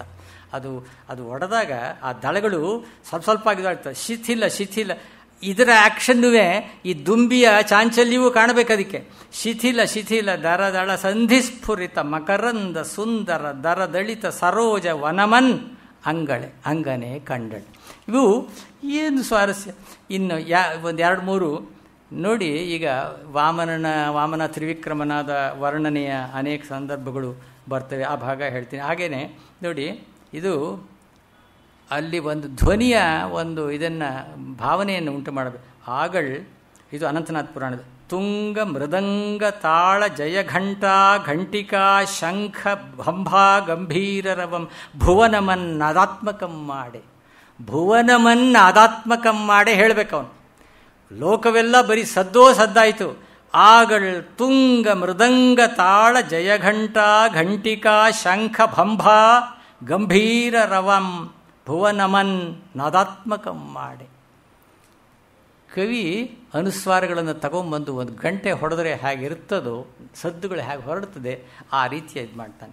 ಆಮೇಲೆ ಇದನ್ನು ಹೇಳಿದೆ ನಿಮಗೆ, ವಾಮನ ತ್ರಿವಿಕ್ರಮನಾದ ಬೆಳೆದ ಕಥೆ ಇದೆಯಲ್ಲ, ಭಾಳ ಪ್ರಸಿದ್ಧವಾದಂಥ ಕಥೆ ಅದು ಭಾಳ ದೊಡ್ಡ ಕಲ್ಪನೆಯ ಶಕ್ತಿ ಇದ್ದವನು. ಅರ್ಧನೇಮಿ ಪುರಾಣ ಮತ್ತು ಲೀಲಾವತಿ ಪ್ರಬಂಧ ವಂಡರ್ಫುಲ್ ಕ್ಲಾಸಿಕ್ಸ್ ಅವೆಲ್ಲ. ಆಸೆಪಟ್ಟು ಓದಬೇಕು. ಆಸೆಪಟ್ಟು ಓದಿದರೆ ಏನಾದರೂ ಇರ್ತದೆ. ಅದರಲ್ಲಿ ಏನಿದೆ, ಇದರಲ್ಲಿ ನಮ್ಗೆ ಇಷ್ಟು ಸಾಕು, ಯಾಕೆ ಬೇಕು ಇವೆಲ್ಲ. ನಾವು ಎಷ್ಟೋ ಜೀವನ ಸೌಖ್ಯವನ್ನು ನಾವು ಕಂಡುಕೊಂಡಿರ್ತೀವಲ್ಲ, ಹಾಗೇನೇ ಇದು ಕೂಡ ಈ ಸಾಹಿತ್ಯ ಸ್ವಾದದ ಒಂದು ಸುಖ ಏನು ಅಂತ ಹೇಳಿ ಅವುಗಳನ್ನು ನೋಡಿ ನಾವು ತಿಳಿಬೇಕು. ಬಲಿ ಬಲಗೊಂಡು ಬೇಡಿಮ್ಮೆನೆ ಅವನು ಕೇಳ್ತಾನೆ.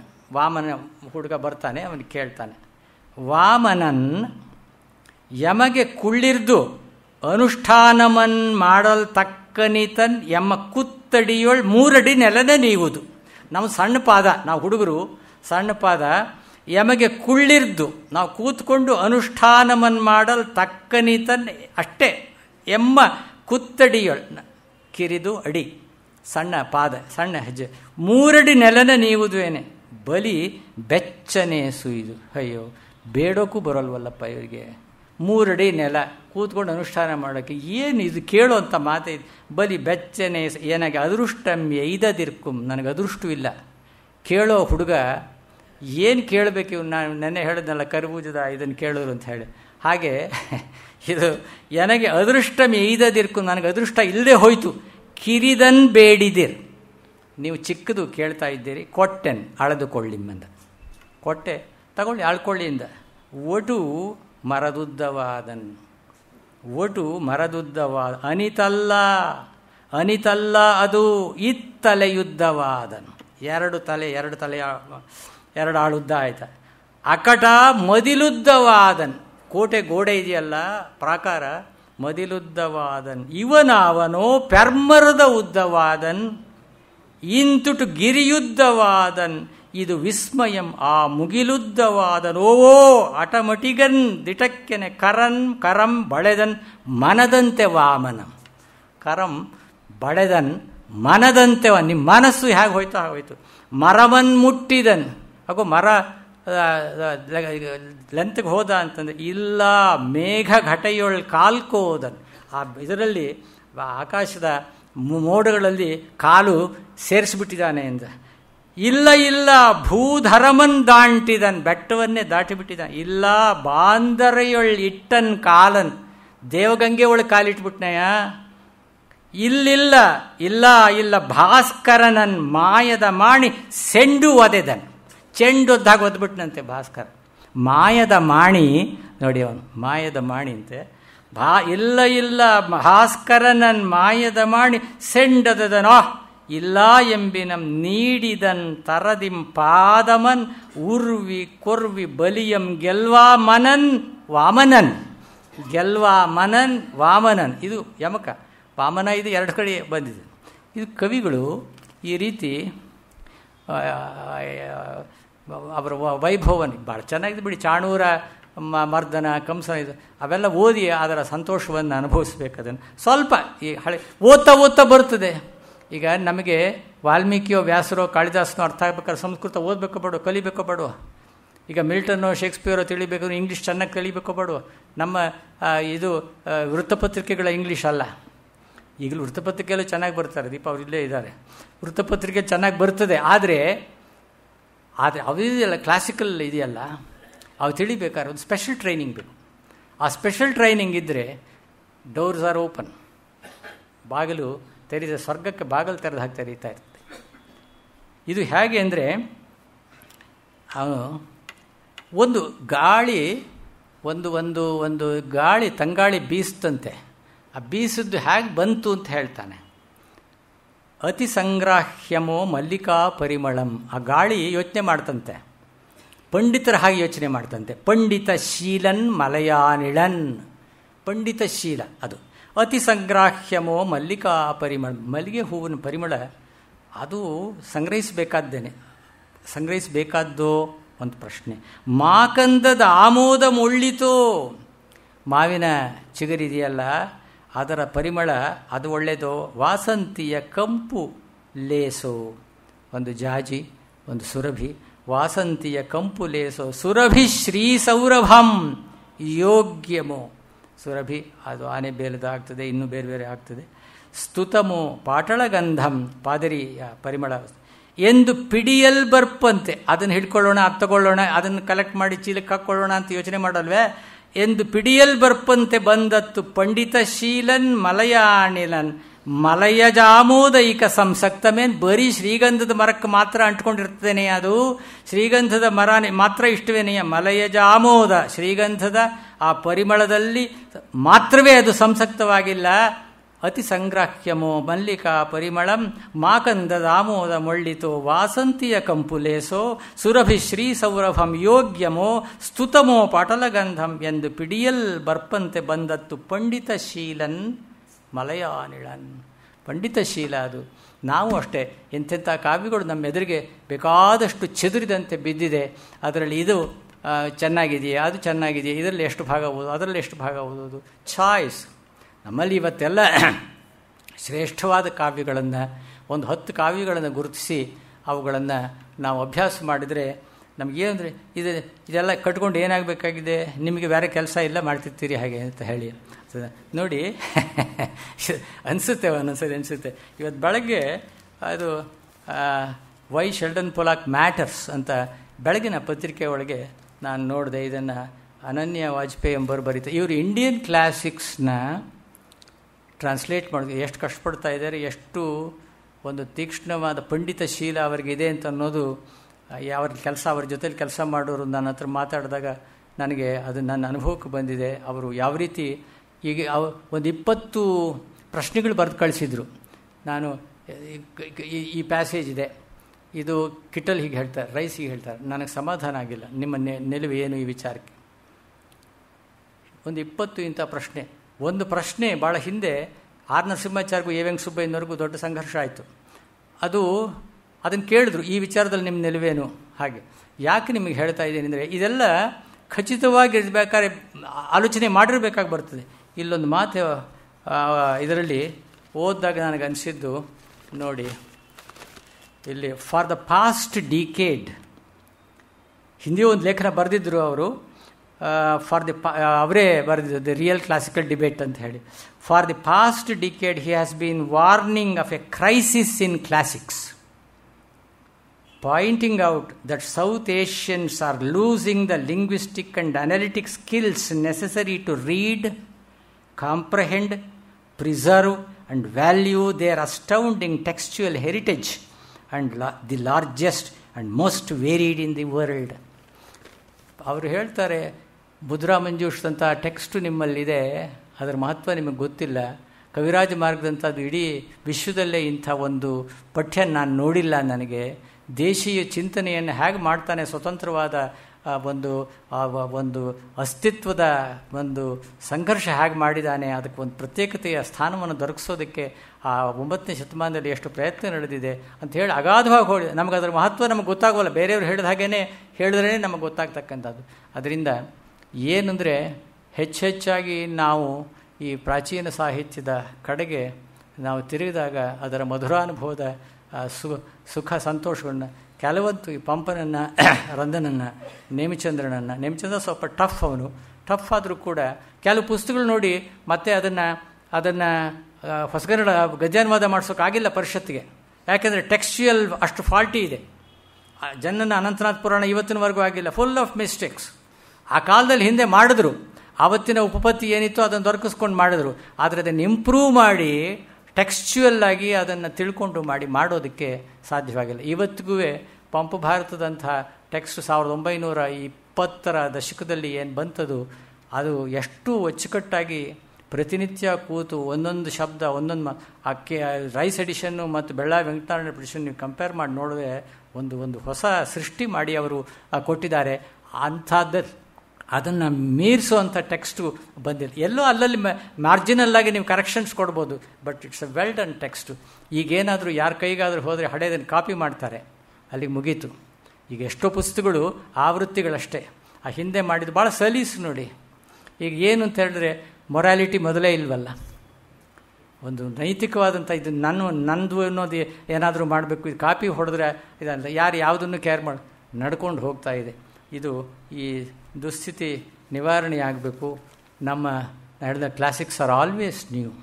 ನಿಚ್ಚಂಪಸತು ಅರ್ಣವಂಬಲ್ ನಿಚ್ಚಂಪಸತು ಅತಿ ಗಂಭೀರಂ ಕವಿತ್ವಂ ಕವಿತ್ವಂ ಅರ್ಣವಂಬಲ್ ನಿಚ್ಚಂಪಸತು ಅತಿ ಗಂಭೀರಂ.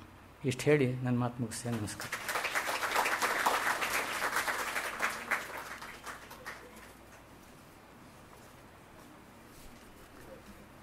ಕೊನೆಯದು ಇನ್ನೊಂದು ಮಾತು ಹೇಳಿಬಿಡ್ಬೇಕು. ನಾನು ಇಲ್ಲಿ ಗುರ್ತಾಕಿದ್ದು ತಮಗೆ ಕ್ಷಮಿಸಬೇಕು.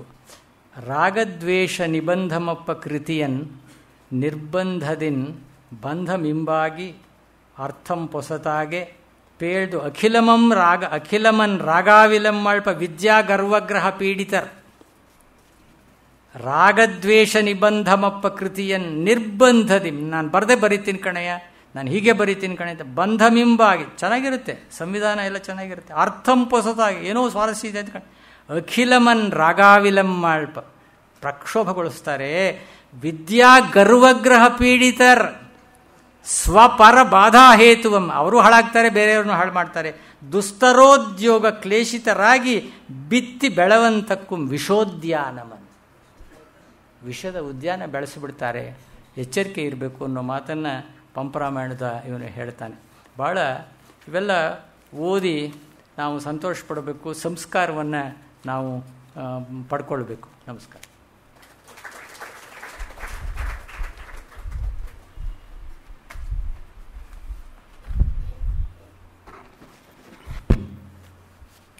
ಒಂದೆರಡು ಮಾಹಿತಿಗಳು. ನಾಳೆ ಸಂಜೆ 6 ಗಂಟೆಗೆ ನೀಲಾಂಬರಿ ಕಲಾ ತಂಡದಿಂದ ಸಂಗೀತ ಕಾರ್ಯಕ್ರಮ ಇರುತ್ತೆ. ನಾಳೆ ಸಂಜೆ 6 ಗಂಟೆಗೆ. ಈ ಕಾರ್ಯಕ್ರಮದ ನಂತರ ಸಿಹಿ ವಿತರಣೆ ವ್ಯವಸ್ಥೆ ಆಗಿದೆ. ದಯವಿಟ್ಟು ಎಲ್ಲರೂ ಸಿಹಿಯನ್ನು ಸ್ವೀಕರಿಸಿ ತೆರಳಬೇಕು ಅಂತ ಪ್ರಾರ್ಥನೆ. ಬಹಳ ಸುಂದರವಾದ ಉಪನ್ಯಾಸವನ್ನು ಕೇಳಿದ್ದೀವಿ. ಎಷ್ಟು ವೇದಿಕೆಗಳಲ್ಲಿ ಹಳೆಗನ್ನಡದ ಬಗ್ಗೆ ಉಪನ್ಯಾಸಗಳಾಗುತ್ತೋ ಗೊತ್ತಿಲ್ಲ. ಇಲ್ಲಂತೂ 60 ವರ್ಷಗಳಿಂದ ನಿರಂತರವಾಗಿ ಆಗಿಂದಾಗ ಹಳೆಗನ್ನಡ ಕಾವ್ಯಗಳ ಅವಲೋಕನ ಕಾರ್ಯಕ್ರಮಗಳು DVಜಿಯವರ ಕಾಲದಿಂದ ನಡೆದಿದೆ. ಹೆಚ್ಚು ಕಡಿಮೆ ಆಗ 2 ತಿಂಗಳಿಗೆ ಒಂದು ಸಲ GP ರಾಜರತ್ನಮ್ಮರ ಕಾರ್ಯಕ್ರಮ ಇಲ್ಲಿ ಇರ್ತಾ ಇತ್ತು. ಹೆಚ್ಚು ಬರ್ತಾ ಇದ್ದ ಕಾರ್ಯಕ್ರಮಗಳ ಪೈಕಿ ಅದು ಕೂಡ ಒಂದು. ಇದು DVಜಿಯವರು ಆ ಹೆಚ್ಚು ಕಾರ್ಯಕ್ರಮಗಳಲ್ಲಿ ಇರ್ತಾಯಿದ್ರು. ಒಂದು ಸಲ ಇವರು ಯಾವುದೋ ಒಂದು ಕಾವ್ಯದ ಬಗ್ಗೆ ರಾಜರತ್ನಮ್ಮ ಮಾತಾಡೋರ DVಜಿಯರು ಎಷ್ಟು ಅವರಿಗೆ ಭಾವೋದ್ವೇಗ ಬಂದುಬಿಡ್ತು ಅಂದರೆ ತಿಳ್ಕೊಳ್ಳೋಕ್ಕೆ. ಸಾಮಾನ್ಯವಾಗಿ ಅವರು ಭಾವೋದ್ವೇಗನ ಪ್ರಕಟ ಮಾಡ್ತಾ ಇರಲಿಲ್ಲ, ಆದರೆ ಅವರು ತಡ್ಕೊಳ್ಳೋಕ್ಕಾಗಲಿಲ್ಲ. ಕಣ್ಣಿಂದ ಅಶ್ರುಧಾರೆ ಹರಿದು ಬಿಡ್ತು. ಅಳ್ತಾನೆ ವಂದನಾರ್ಪಣೆ ಮಾಡಿದ್ರು. ನಾನು ನಿಮ್ಮೆಲ್ಲ ಕೈ ಮುಗಿದು ಕೇಳಿಕೊಳ್ತೇನೆ, ಈ ನಮ್ಮ ಕನ್ನಡವನ್ನು ಕೈ ಬಿಡಬೇಡಿ, ಕನ್ನಡ ನಮ್ಮ ಪ್ರೀತಿಗೆ ಅರ್ಹವಾದ ಭಾಷೆ ಅಂತ. ಅಷ್ಟು ಭಾವೋದ್ವೇಗಕ್ಕೆ ಅವರು ಒಳಗಾಗ್ಬಿಟ್ರು.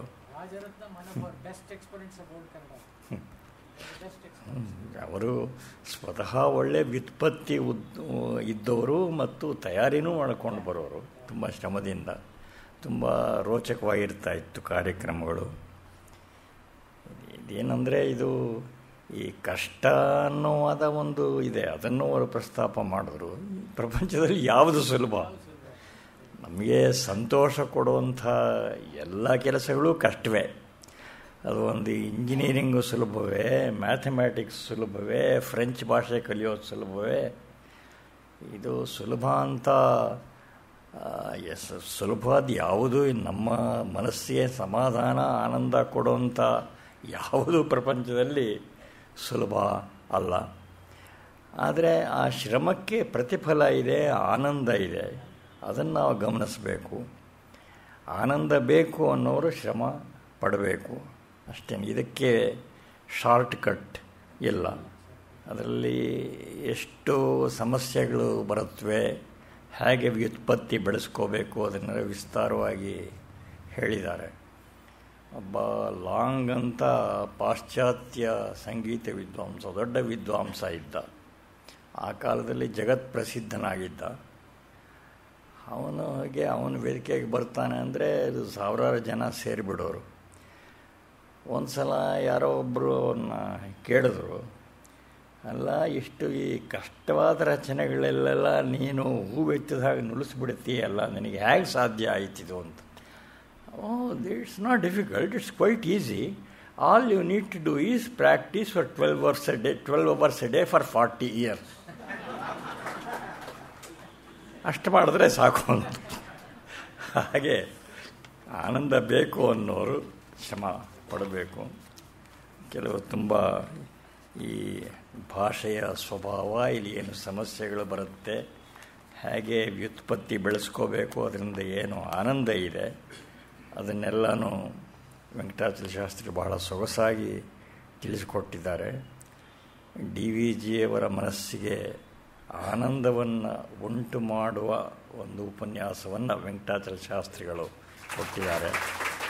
ಅದಕ್ಕಿಂತ ಹೆಚ್ಚು ಹೇಳೋ ಅವಶ್ಯಕತೆ ಇಲ್ಲ ಅಂತ ಹೇಳಿದ. ಈ ಕಾರ್ಯಕ್ರಮ ನಡೆಸ್ಕೊಳ್ಳೋದಕ್ಕೆ ದೂರದ ಮೈಸೂರಿಂದ ಬಂದು ನಮ್ಮ ಜೊತೆ ಇದ್ದು ನಡೆಸ್ಕೊಟ್ಟಿದ್ದಕ್ಕೆ ವೆಂಕಟಾಚಲ ಶಾಸ್ತ್ರಿಗಳಿಗೆ ತಮ್ಮೆಲ್ಲರ ಪರವಾಗಿ, ಗೋಖಲೆ ಸಂಸ್ಥೆಯ ಪರವಾಗಿ ಕೃತಜ್ಞತೆಯನ್ನು ಸಲ್ಲಿಸ್ತಾ ಇದ್ದೀನಿ.